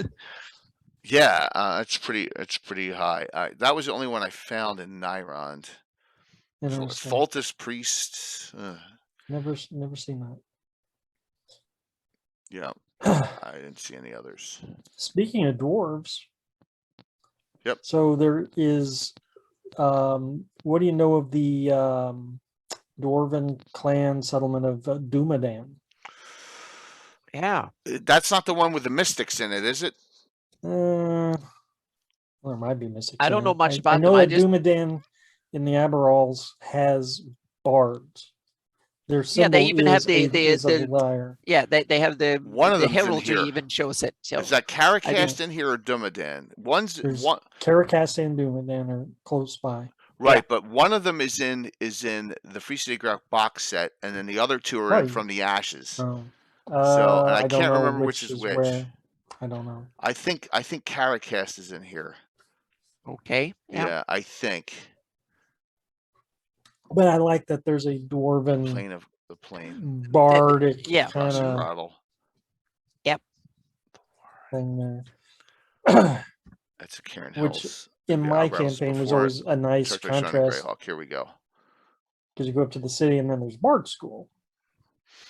Which is one of the coolest things that I really love. The Bard, there's a Bard School in Greyhawk City, and which really opened up some possibilities for RP and for having them in while you're playing. So what we did was the following for us: if you were a Bard character, or you were a fighter at the time, you're going to do your Bard classes and you're attending the Bard School, whether it's full time or part time, you had to spend the money and all. Bards don't get 10% to earn bonus experience back in the old days, but if you attended and graduated from the Bard School, that was your reward. Sure. You get the 10% bonus to it. All right, so here's gnarly. Oh my gosh, I wish I had. Hmm. There's Blackthorn. It must be after this. Sorry, everyone. No, I can't locate it. But so one of the Dwarven realms is here. The other two, no NPC merchant class in 1E. Nope. Yeah. I'm wandering. Yeah. Yeah, I always liked the Bard School because it was like this little castle within a castle, walled city thing, and I think I it had love its the own Bard. moat. It was so picturesque. My players always wanted to go there, and It's in what's this? Clarksburg, right? Yeah, I think that's right. Hold on. And so if you needed a Bard information, then you could always go to Bard School. I am going to, if it kills me. They might have Dwarven Enchanters in Dumadan. I don't know for certain because this is Sergeant era thing where I guess you did start to introduce single class bards. He caught me off guard here as far as locating them right off the Not bat an here. expert. There's a school of clerks, Bard School. Anyone remember the number? Is it C? Can't- Oh, I got it. Yay, found it. I wanted to pull that off, so I didn't. Mystery solved. Originally a small adjunct to the Grey College, which the Grey College is better than the university. The Grey College is the top one. The college attempted to channel students into a specific area of expertise, whereas the Bard School offered a much broader, more general program. As it happens, many of the Bard School's graduates have gone on to become great bards of harp, lute, or flute. Small, of only 34 students at a time. So there you go. There's no set period of instruction. Those can gain a little more after 5 or 6 years. It's the Juilliard of Yes. Yeah. Correct. So there's a name. The high tutor and headmaster of the school is Loctile Furlow, a master bard, which means he's 23rd. Oh wow! Yep, that's what it means. Master Bard. Yeah. Yep. Magnum alumni. So I loved it. I loved that this was placed in the Free City of Greyhawk. I thought it was cool. And that's the level of detail that you. Yeah, need to get. Abathar, Yeah, so sure. The god of greed and murder. Um, For dwarves. Glodretti probably approves. Yep. Oh yeah, I think he may be. He may worship Abathar. He's the avatar of Abathar. Yep. So a couple on my end. I'll just discuss.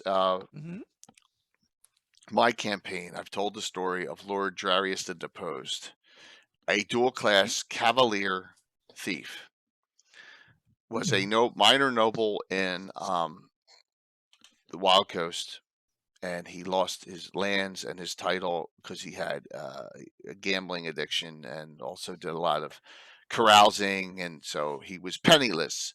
Ended up in Highport, joined a Thieves Guild in Highport, and in Highport, the Thieves Guild kind of failed, and by the way, he was terrible at thievery, terrible.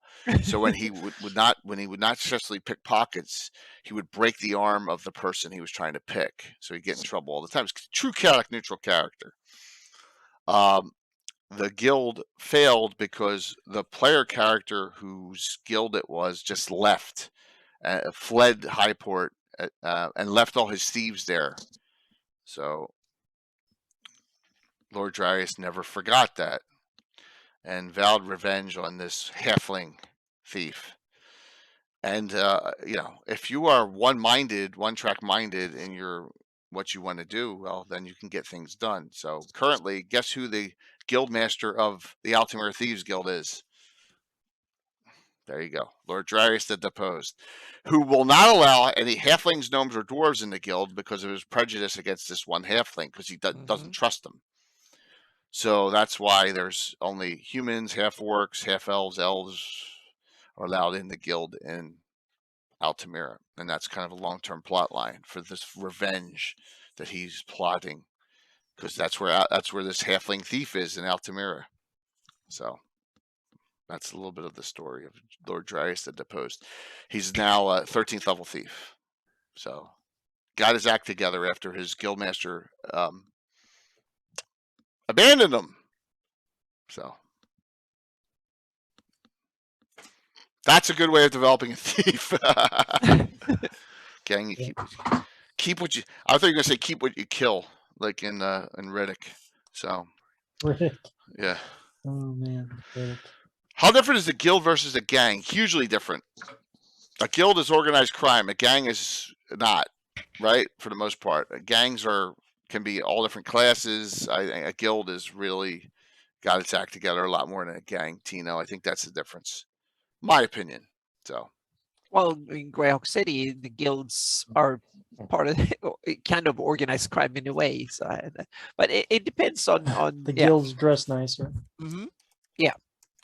Thank you very much for hanging there, Phoenixy. Yeah, we're going to be done here probably a little early tonight. It's no big deal. Like I said, Yeah. 1/3 of our guests panel, our is AFK. Hopefully he's doing okay. Jason never really misses unless something. Let's hope he's okay. All right, Yeah. he's not. Yeah. He's It's not a ill. little concerning. Yeah, it is a little concerning. Mm-hmm. So he could have just brain farted and forgot, but normally, I haven't seen him on a might couple. be Was he the on internet. earlier today in Discord? I haven't seen him. I wasn't around on Discord earlier, so I'm not Yeah, sure. me neither. Guilds often have political power, even if outlawed. True. The Yeah. guilds are another thing from the Free City Graph box set. The guilds are really well developed. Whatever kind of guild you I would love think them. of is there. It If is I really ever did another city, Yeah. I was always using that book as reference. the pattern. Yeah. Yeah. Absolutely. Also, we gave out a bunch of there's a lot of good other for. This is cool as well. The Lamentation of Thieves. One of you is going to win tonight. Got some pretty neat things in it. So there's some. Who's that by? This is Necromancer Games, 3rd edition. Oh, Yeah, I've never heard of it. yeah, and yeah, absolutely. They also I have. do have Den of Thieves. Yeah, Remember that one? Yeah, Huey? that's 2nd edition, right? And there's I love this book. yeah, it's a good book too, definitely. It's on how to run a Thieves Guild. Well, Curtis, remember, thieves in the guild have rules they have to follow. Whether it's dues, whether it's tithe percentages, or whatever, there's a percent that they need to give to their guild master, to the coffers of the guild. I'm looking for this. This is it. Let me take a look at this. We gave out 3 of these.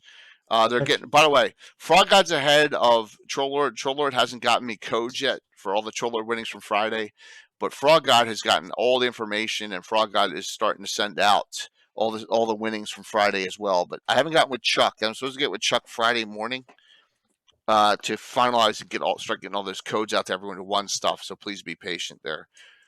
It's a good question. This is Cat's Cradle. This is a town source book. I know Rich just picked this up too. I've never checked out the Thieves Guild in here. The Old City. I bet you it's in the Old City here. Page 29. Let me take a look. That would make sense, right? Haunted Lady Center. It's written up very well.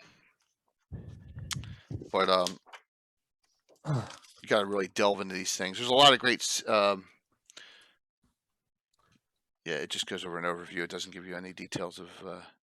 taverns and radical politics. Are there any notable thieves in the Slave Lords organization? I couldn't think of any. Oh yeah. The halfling. That little halfling. The halfling. Hold on one second. Yeah. We'll bring this up. Do a search. Let me get this slavers. Where are slavers? What's his name? His name's Ket or Peck or something. Oh, sorry, that's from that's from some Widow.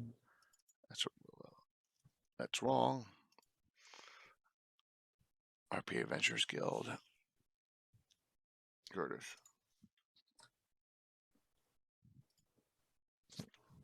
Slavers. I want to say Ket. Kent. Kent. Like Mom, Pa, Kent. Kent. Oh, okay. There we go. I'm almost there. We'll start here just because I always love this. This is the one that got away when I found out that Wayne Reynolds when I found out Wayne Reynolds is all his original artwork got destroyed here, and that's the one that I wish I had, the Marquesa and Devon picture. That's my favorite of all time. Where is War 99? Hey, and Enoch Pratt got this signed one 2 weeks ago from you, Mike, from of that cover. So we go. Here's a picture. Excuse me. There's Kent, halfling. Here he is, 10th level halfling thief, right here. Not bad. Lyman, neutral evil. It's probably from Elmshire too. What's that? I said he's probably from Elmshire as well. It says divers. Oh well, hey. It's also kind of similar to using divers and a Harby. It doesn't say where he's from. But yeah, there's some options there. Blankmore's cool too. Yeah, it's a group that's got all the slavers in it beside all of them besides Marquesa. It's got all, and there's also a monk in this group, by the way. So the monk is he photobombed them. Arlet. Where is he? It should be right here. Devon, Ungin's a funny character. Must be afterwards. Nah, there he is. Najanru. I think he's a Scarlet Brotherhood connection, isn't he? He comes, yeah. He comes from the Lordship of the Isles and is also native of that land. He's a master of communication for the slave wars. So, I think but he has connections to Scarlet Brotherhood. 14th level monk is nothing to sneeze at, man. So, hey Tim, Enoch, good to see you. Yeah, that's pretty nasty. That's a mage. Well, I'm sorry, that's a mage. I'm looking at the wrong guy. That's yeah, that is not. There's a picture of the guy right there. There he is with the staff. He's a monk. No, maybe not. Maybe he's a mage. No. The mage. That guy right there is a mage. It's a wizard. I can't find him. Is it it's not Unjin? Huh. Brother something. His name's Brother something, isn't it? Brother Karen? Brother Karen, there it is. Yeah, 10th. I'm sorry, my bad. Brother Karen, there, 10th. Thank you. So in the A series, I don't think Kent is in there. Instead, it's Keta. Right. Well, wait. It's Keta. Who's on this cover from Carlos? Oh. That's her. Ooh. That's she. Now remember, he calls her Sly Keta and says Sly Ket, whatever, and says Slippery. Yeah, there you go. By the way, I'm running this 2022 on live stream at some point, so there you go. Cool. Yep. Can't wait. Yeah, that'll be good because Slippery Keta. Yeah, definitely a thief. I remember that especially piece in this book. Monk is powerful, definitely. So, especially those monks. Yeah. The finger of death. Another yes. Oh my God, finger of death. Because finger of death, the original rules, if you got killed by it, you couldn't be raised. Oh, I was talking about the monks. Oh, you mean the quivering palm? Palm of death. The quivering palm, the high level ability. So quivering palm is why I never let my players make monks. Yeah, but they have to be like 12th or 13th level to get that, don't they? Well, hey, I run high level games. All right, the Thieves Guild 017. So they are an old city. The Thieves Guild in here in this Cat's Cradle is 017. Let's take a look here in Cat's Cradle. There are no physical location in Cat's Cradle called the Thieves Guild, but the presence of the Thieves Guild is felt throughout the old city. Well, there you go. So they kind of left it nebulous in this. Interesting. Once again, that's this book here. Frog God Town Source Book. I have a Callus Town Source Book for the Free City of Callus from Trollord. So, and that's kind of a port city. So that's neat too. What's up, Cynican? So there's a lot of options out there for cities. I'm assuming there's a lot of thieves. So another thief I have is Hawk, who's got mentioned Ooh. on Saturday night, wasn't in, but he's like Lord Gazama's best friend. He's a fighter thief, half elf. I think he's 12, 15 now, 12 something like that. 12 fighter, 15 thief. Has got killed, died, legs cut off multiple times. You know, because back in the day it happened a lot. Tough life fact- to be an adventurer. Yeah. What's that? Tough life to be an Well, adventurer. if you recall, Anna, in your very first game you played Mario, he was the only character that died in that adventure too. He got killed in that one too. Spying is a profession typically reserved for the assassin class, right? But Rich, I have a bounty hunter too, so the bounty hunters are spies in my game too, because it's it's based on the assassin. So yep, very very cool. So I know we stumbled through this, everyone, and we were waiting for Jason to save us a little bit here. Well, we were going to have a whole discussion on Gord and Geller What and, level's and Gord? things, but Anyone? we'll invite him back in the future for something cool. So, it is the holidays as no, you're not allowed to change things. You must. Holiday. Yeah, no. If I did everything exactly as the DMG said, or as the Player's Handbook First Edition, Second Edition said, I wouldn't have a group. It's that simple. Everyone would be bored out of their minds by this time. Yeah. The 1E DMG, Curtis, is all over the place, which is kind of gives it a charm. But because it's just there's stuff in the middle, like in the middle of the book, there's potion miscibility table, right smack dab in the middle of the book. 5 away. Thank you, Stick Flicks. 5 away from 7,000. Probably not going to get it tonight. We'll probably get it on Sunday, and we'll probably be giving away, in addition to whatever other things we give away. By the way, there's like a 75% chance I'm going to have Gavin on that night, but if I don't, I'll let everyone know ahead of time. I won't do it last second, promise. But we'll probably be giving away Best of Dragon Volume 3 that night too. We'll probably get those extra, get over 7,000 by then. But we'll see. Hey, Hager, good to see you. Yeah, like, right in the middle. It's like, oh my gosh, I can blow up if I take 2 potions. There's some neat things in there. There's also a lot of people don't know in that book. There's little known quirks of spells in that book as well, of spells you can cast in the Player's Handbook. That it's good to go through, and you find out some things about it. Yeah, there's a lot of cool info in it, but it's just all over the place. And that's, I guess, the first Dungeon Master's Guide they ever made. So they're like, how do I do this? It's like they don't have any. It's a first one. I would have loved to know what Leonard had written in that book, but he couldn't remember kind of himself. He just knew he wrote parts of it. He told us like some of the stuff he did in Player's Handbook and under Arcana, but he really didn't tell us in the Dungeon Master's Guide. He said, but he had parts of stuff he wrote in that. So, yeah.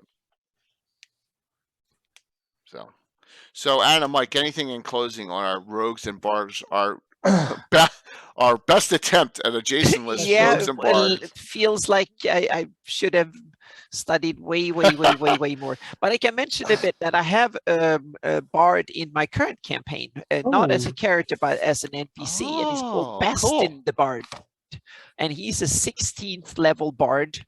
Fit 5e, so he's really powerful, and he is it's a little bit of the same idea as a Geller. He is one of these kind of he's the spy spook agent. He roams around, and he's powerful enough to charm his way around, and he is both good-hearted and damn brutal, so to speak. And he has a merry band of other bards and rogues and stuff with him.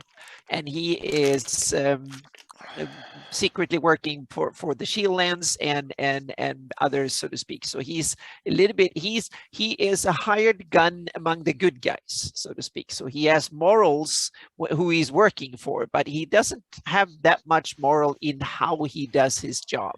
So he can be ruthless when need be, and he can be kind of connivingly bastardly sometimes, but he knows which side he wants to win. but he is more like, don't ask about the methods, is more like, so he's doing, I think originally he's doing it out of fun, and then he started to realize that this is serious, and he has a serious motive for it, so to speak. He doesn't want IUs to win, and he wants IUs to lose, really wants IUs to lose. So he's kind of turned good out of necessity, not out of good heart to begin with. So he learned and wisened up as he's getting older, and he is a tough guy, so to speak, under the skin. And he's an interesting cookie in my campaign, so to speak. The players don't know exactly where to have him. They've trusted him so far, and we'll see when he pops into the campaign again. He's currently away on something, so he pops in and out and do fun stuff. So I call him Bastin the Bard, and he has two other or three others with him in his band, so to speak, that they go around and they basically go around entertaining and spread some goodwill and go around bribing IUCN priest and local yokels in behind enemy lines, so to speak. So he's been playing that for years, and he's good enough, and he knows which wheels to grease, so to speak. So he always have enough gold and others to and gossip and stuff. So he's both spreading rumors and true stuff. So he's kind of a double agent in that way, and he gives money to IUCN priests and stuff, and they are kind of greedy enough, and they let him come because it usually means some extra gold in their pockets and stuff. But occasionally he kills them too when they're starting to be a trouble. So, and he's powerful enough with his others that he can get away with it. So he has really good charm, and he's damn good illusionist too. So he can illustrate his stories, and he can pretend and give disguises and stuff like that. So, and he speaks Flan and Common and various other languages and stuff too. So he's one of these kind of characters in my campaign, Bastin the Bard. Yeah. Yeah.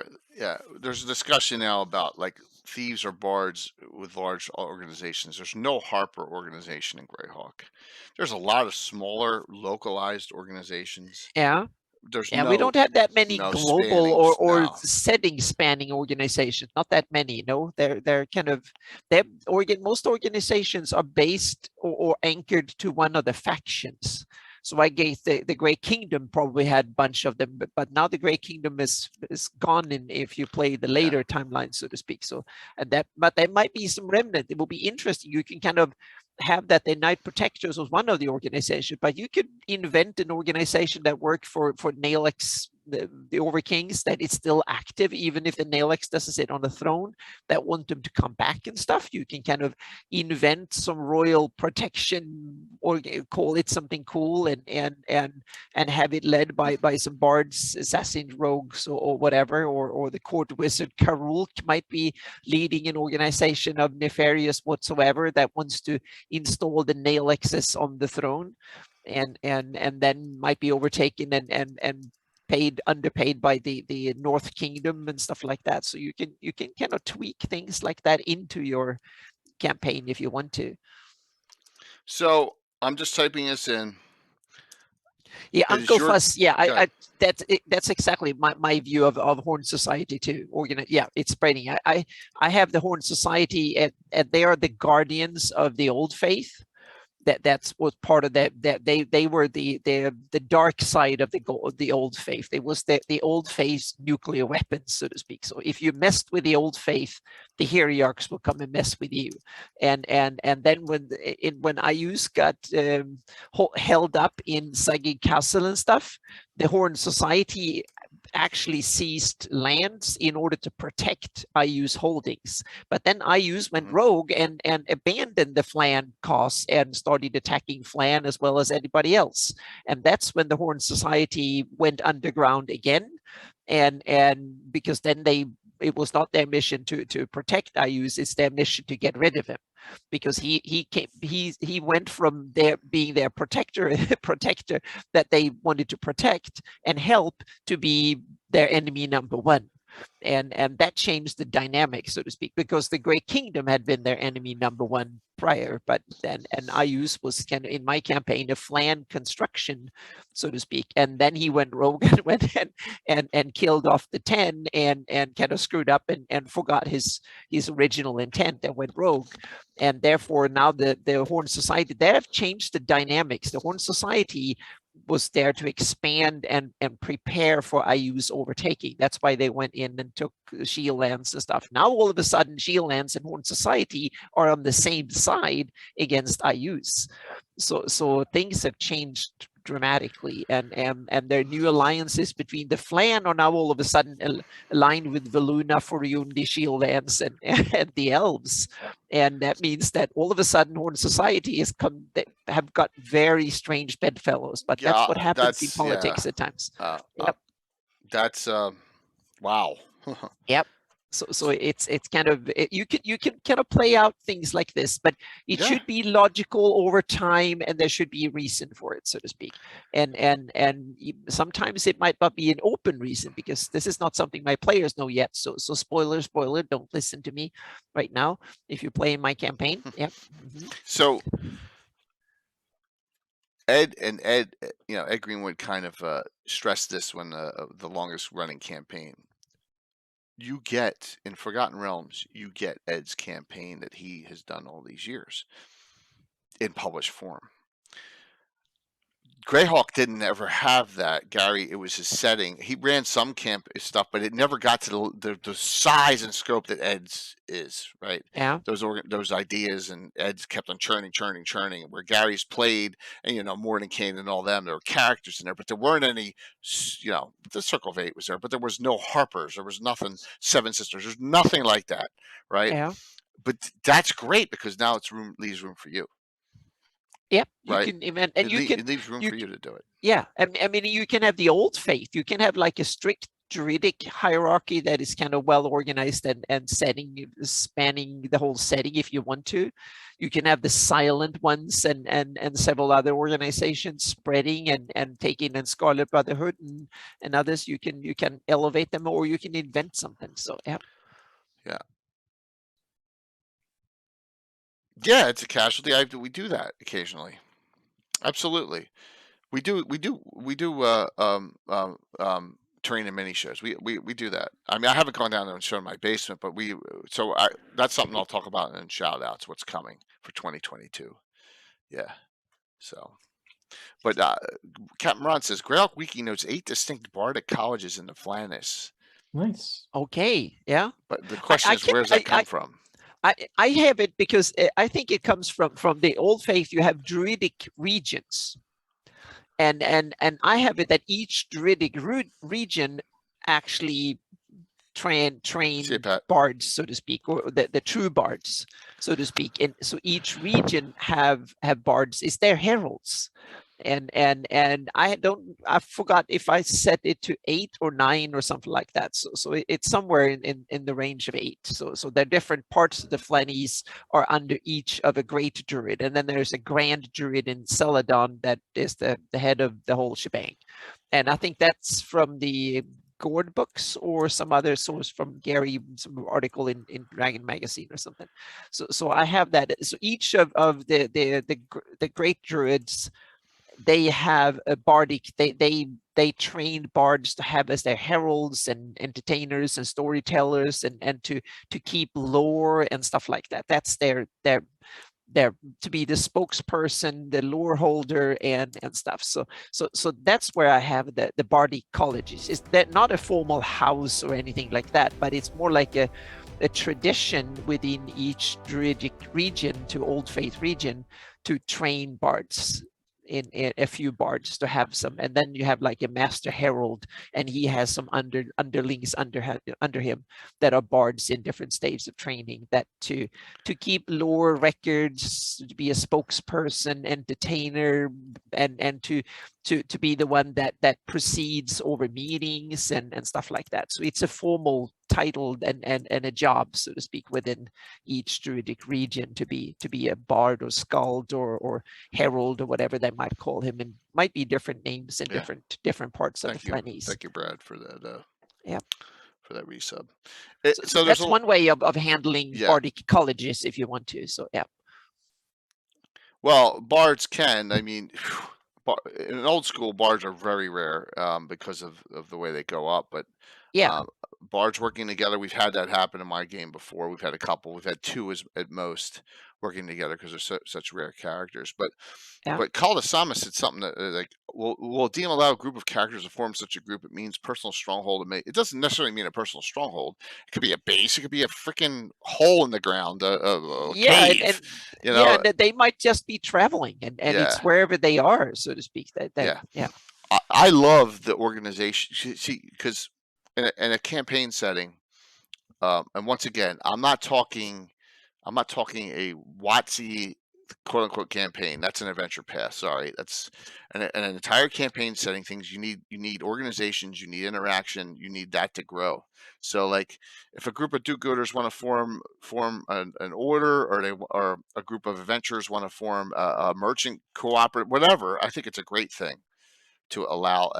That's how your campaign grows. You know, by those organizations. So, yep. There was a college in the city for illusionists and Radagast. Wondering if there was a college in the city, not specifically for illusionists I'm aware of, but the Greyhawk College of Magic and the Altamira Guild of Wizardry all take illusionists willingly. They just don't take necromancers. Mhm.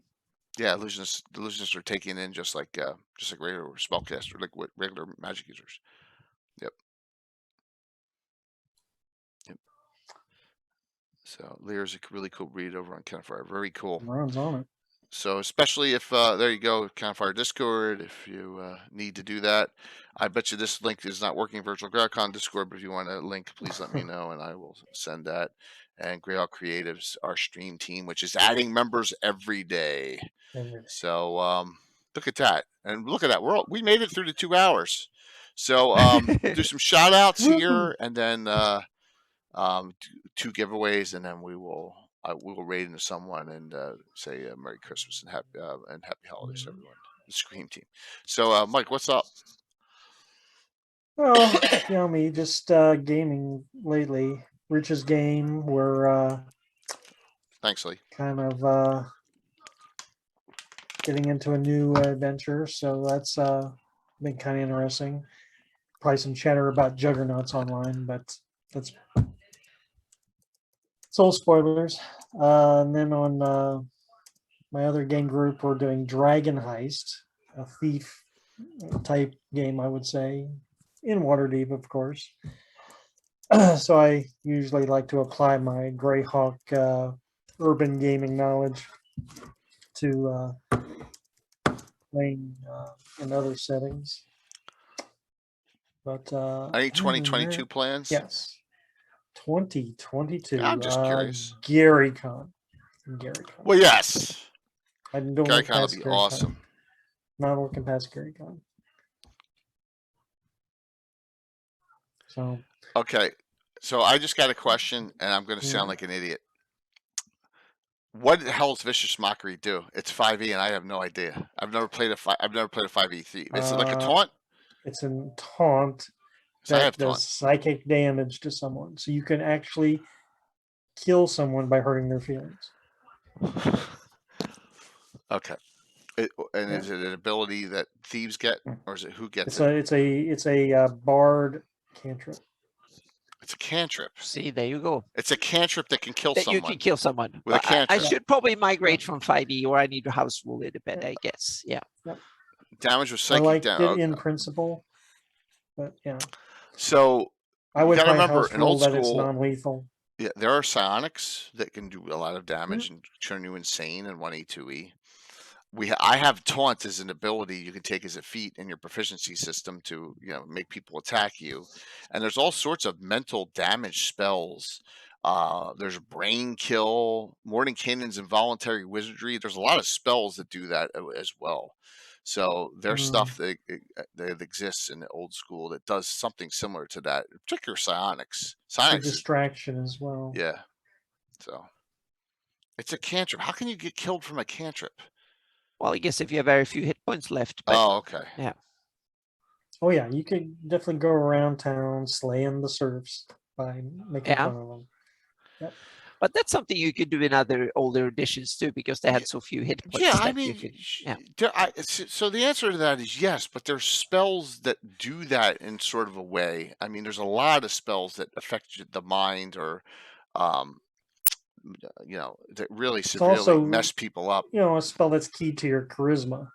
Yeah. So, you being charismatic and, how you put your mockery kind of makes sense. So there's an ability that I have in my game for bards, Dyer Merwid's Last Jest, which is right in the Dragon magazine, and you can attempt you get that, and if you research and you get lucky when you go up in level, and then you tell a story, and you can actually have people die laughing.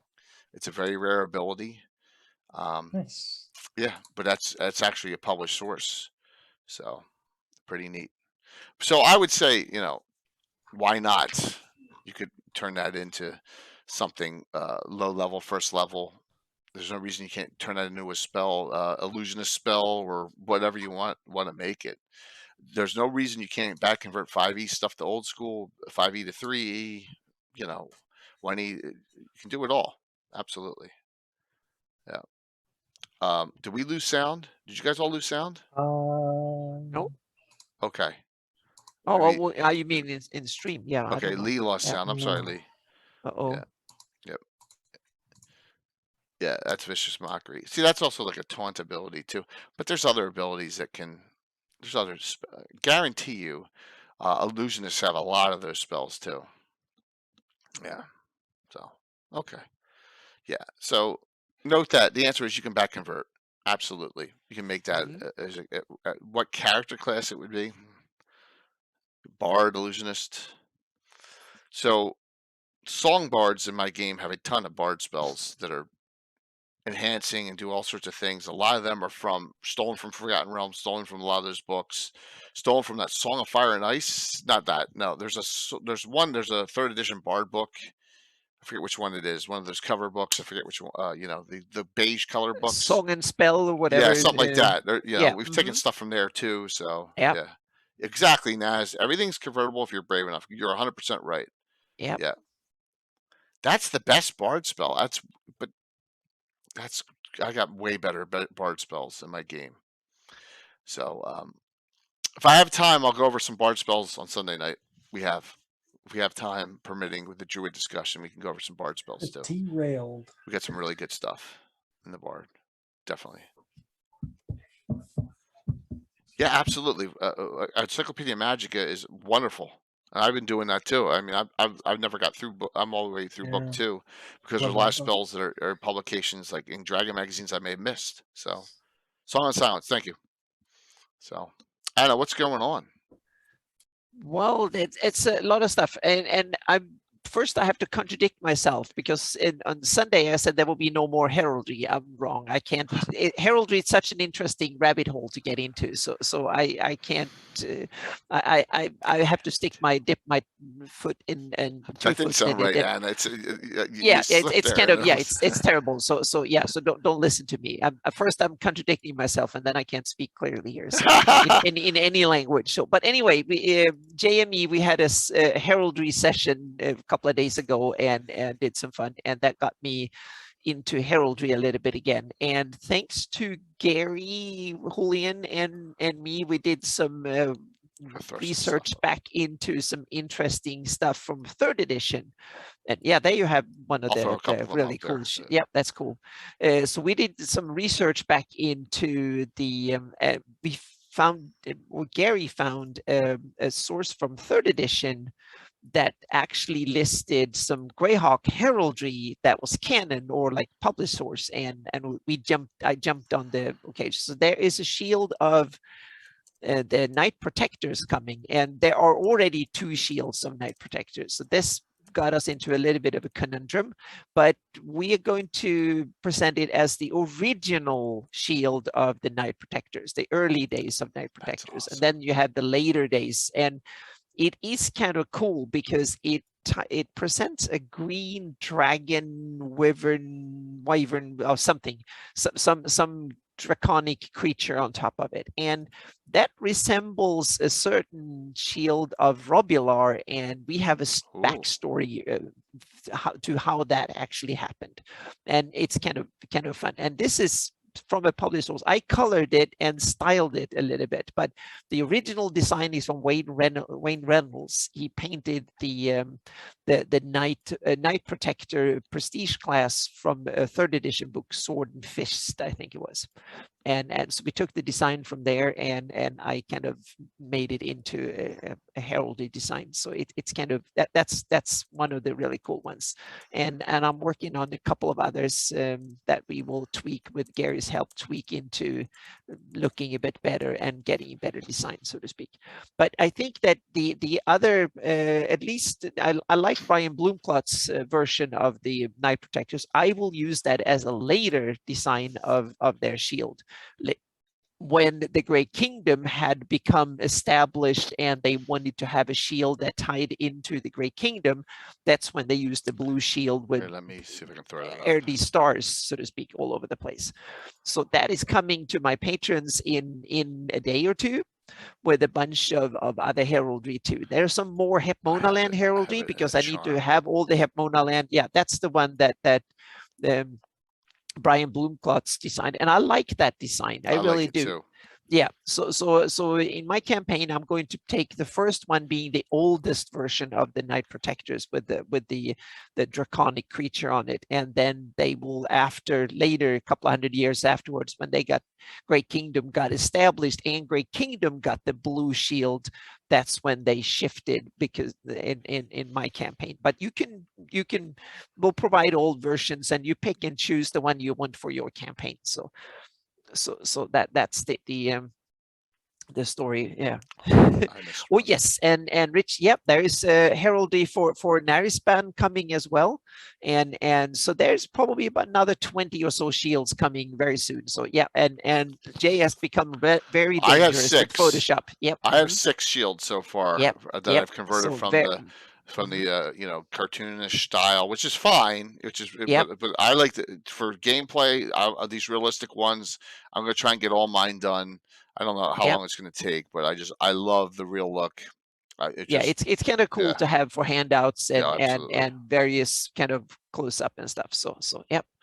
So it is, so that is coming. And also there is very, very soon, a couple of days, my patrons will get a second preview of the whole new area map. And I hope that I can get at least the first kind of added all the place names and heraldry and stuff on Hepmonaland as well. So I'll try to squeeze that in and get it out. And then between Christmas and New Year's, there will be a preview for everybody on the whole new map, so to speak. The first kind of alpha release of it and coming in.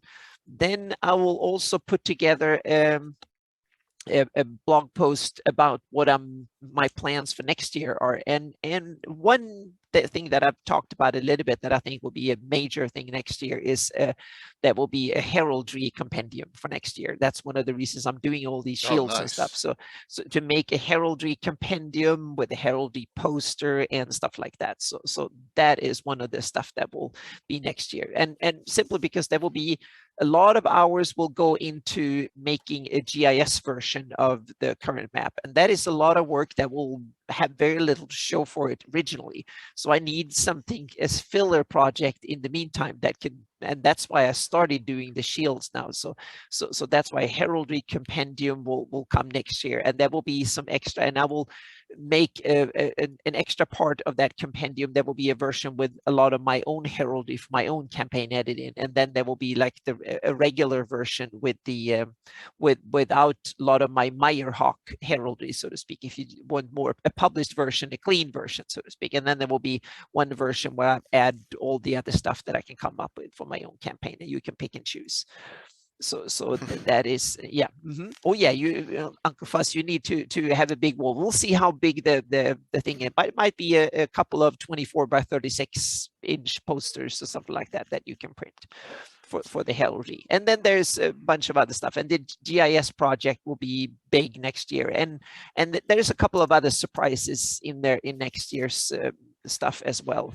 And it's also Gonna that be awesome. next year is where a lot of the base work will be done for future really cool project, and GIS is one of these. And I will, but I'm not going to spill too many beans. I will write about them in between, so to speak. And my campaign has a little bit of a hiatus. We didn't play this weekend, and we come back again at New Year's on January 2nd. We play the next session in my shield land, so I get a little bit of chance to stat a few more things out and do some kind of battle maps around the caves and stuff, because it's gearing up for big battle time. I think in my campaign there will be some Iusian fights and with hobgoblins, and Wayne is coming with his troops and stuff coming to the caves. So it's kind of an interesting stuff happening there too. So yeah, awesome. So, as you can see, Anna has really helped me teach me how to do this. So I'm getting those shields done. I'm up to 6. Anna's got 30 or 40. So I'm done. I've done more. Yeah. So but I have 300 something to go. So 320 or something like that to do. And I've done 45, 50 of them now, I think. So yeah. No extra special. Yeah. An extra special would be Jay gets thrown out of his house special. Let me tell you something. Yeah. And I'll try and do some streams during the Christmas and New Year's too. I will do some streaming and get my up. I've been so damn busy doing all the wrap up some stuff for Gryffindor Games, something for Kobold Press, and then do this map. So I've been been too busy doing all sorts of stuff. So yeah. That was why I did 5 streams and 5 nights next week, because I knew I was going to be very late this week, the holidays and family and stuff. But so 75% Sunday night. Delving into druids. Yes, and I put Tim up there too. We'll see. I got the I got new shields on there too. I'm going to put new shields everywhere once I make them up there. So I got the Pathfinder shield and the Order of Helix shield on there. Yeah, that's cool. So and we will. We're at 6,995. The odds are we will be getting to. We'll get to 7,000 then. No, I don't, Patrick. I'm giving away this. I'm giving away the Lamentation. I couldn't find it, man. I'm giving away Lamentation of Thieves and the Book of Taverns, man. Because I got so much stuff down here, I can't figure out. I didn't see it. I think I gave them away already. So, and plus the what do you call it? Plus the Return of the Tomb of Horrors, which is the add-on one. So that is Sunday, and then who knows? I can't even tell you about next week yet. I just don't know with family commitments and things. So, but we are going to, Necromancer Games is awesome. We're going to probably have a Legends Lore next week. We'll figure it out. We'll talk about it. But some other major things coming up. This is 2022 stuff. All right. So we got, of course, Ed is coming back, and that is the 15th, Saturday, January 15th. This is already etched in stone. Note, I am working on a super mega guest to play in this game. As big as Ed. If it happens, we'll have another superstar in this game for the eyes have it. Now, I was told that's a Rose Estes novel cover name, so I may have to change the name of the adventure. Because I can't, rip off good old Rose Estes, right? So, can't do that. Next, the 29th is the next time the Slav Squad returns. And I don't know the name of this adventure yet. It's too far out, but yes, we'll have the whole crew back that we had on Saturday night back, and that includes Josh. So, cool, man. I appreciate that, Lando. So that's what's planned as far as special events go, and we'll have all our regular shows in 2022. Also, someone mentioned this. So we're going to have what's called creative jams. And they're probably going to be on Gabbins, where I'm going to have in all 4 corners someone doing a crafting of some sort. Mike Disney. That sounds fun. Thank you. Bill and Esther Crafter. Christine Van Patten of Moonlight Minis doing 3D sculpting, and Jeremy from Gamescape 3D all of them, and I'll be like moderating it, and we'll talk about That crafting sounds stuff. like something fun. If that works well, we can do that for the fantasy cartography show too, and invite some cartographers to work on stuff too. That absolutely. might be if that works, then we Yeah. can do something similar too, and have workshops where and if people ask questions about someone, we can zoom them up into large or something. That sounds like fun. I got all the Free City people turn-ins. I'll get you your VIPs for 2 weeks. Thank you for those turn-ins. Yeah, so there's a lot coming up. All of a sudden, by the way, since I did it, and note, I'm gonna probably have to run 2 of them. My Thursday night guys now want to play a BattleTech game on Thursday once in a blue moon there you too. go. So now I got to do that. I got to fit that in there too. In addition to the outside group BattleTech game we got going, so I got to run both. So yes, there you go. Bill told me that. Yes, Bill told me that the other night. Actually, he stopped here today and he picked up a whole bunch of stuff. So there's going to be a lot going on in 2022. We're all going to be at GaryCon. We have a Legends and Lore at GaryCon. We have a fancy mapping show at GaryCon. We have a whole bunch of other fun things that'll be planned. Just now. This silly check mark has opened up a lot of doors, trying to get a lot of bigger names in for interviews and for discussions and more collaboration. The floodgates have opened for people who want to collaborate with me now all of a sudden. So hey, we'll do the best we can. I'm not going to change the way I do things though. We're going to continue to concentrate on the community here, Greyhawk, and I think it's working. As you can see, we have so many people saying they're starting new Greyhawk games in 2022, whether it's not necessarily streamed but played. We saw a whole bunch tonight, and that's a great thing. So no Rose Estes in my games up. I couldn't do that. So, but we'll get some things rolling here. Let's do the giveaways and then move onward. I think Stella's got her. Stella has her Salt Marsh game going, so I think we'll raid into her tonight. As long as I don't blow up and self-explode and immolate there, Curtis, thanks. So, that's what I'm worried about. All right, here's one winner. You get two on this one. Lamentation, you got to choose. And Book of Taverns, or from the level 5 hype train, Return to the Tomb of Horrors, which is Bruce Cordell, who's always been a great writer. Yeah, and look at that. That's a thick mofo. This used to be a box set. All right, and it's all in reprint here. So, all right. There are your 2 options. So Hager is starting 1 too. That's great. That's so awesome. All the people starting. Hager, I think you're in already. Yes. Alrighty. Last call.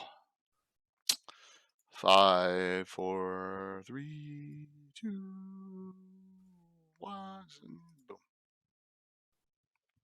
All right, here we go. The winner. Mithrandir 559, who was a brand new follower tonight and is on still. I just need to claim at wow, and you tell me which one and where I'm sending it.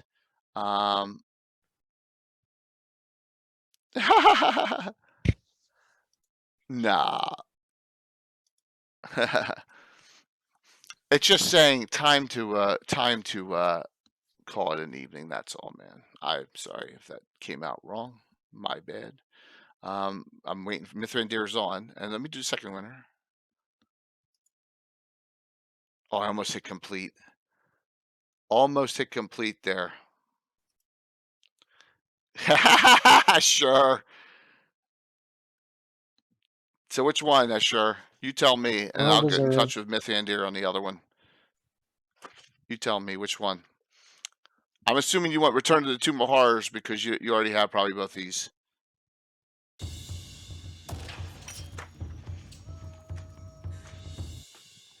You let me know, Dale.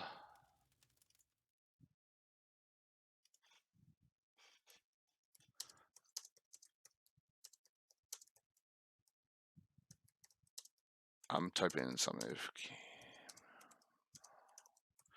So, did Dale say something? Yeah, that's what I thought. Okay. I got you. All right, so I will do these to Mithrandir's on and in, and if they don't get in touch with me within like an hour or whatever, I will give these out on Sunday. Okay, fair enough. So that it won't be a waste. That sound good? Thank you. Please stick around. Please give Stella a follow. Please tell Stella how she should keep on running Greyhawk, and because she's a great DM and a great streamer and a good friend of mine. So does that sound good? Thank you, Anna, Mike, and everyone. Merry Christmas, Happy Holidays. I hope Merry you enjoy Christmas, with your all. friends and family. Please be safe, but have fun, especially if you have children. I can't Stay wait. warm. My son, yes. And thank you so very much for a great support hype train tonight, and I really appreciate the support. We're still cranking. We're gonna have a great 2022. The whole community, I feel. Don't you guys feel that? Yep. I think it's gonna be a great year. Yep. And we're just gonna keep on pushing forward here. And note that without the community here, without all of you, this is just another stream with like some viewers here and there, right? Yep. And that's it. This is the Need Fest stream, and then we have Yes. Christmas to look forward to. So, yep. So At the Need Fest. we'll see you all Sunday night. Normal time, 7 o'clock start. If it doesn't, I will post it everywhere. I'll post it in all the Discords everywhere to make sure that you know, so you're not waiting. I will let you know if it does. If I have a family commitment that comes up. All right. Well, once again, Merry Christmas, Happy New Year's. We'll see you soon. Rain and Stella.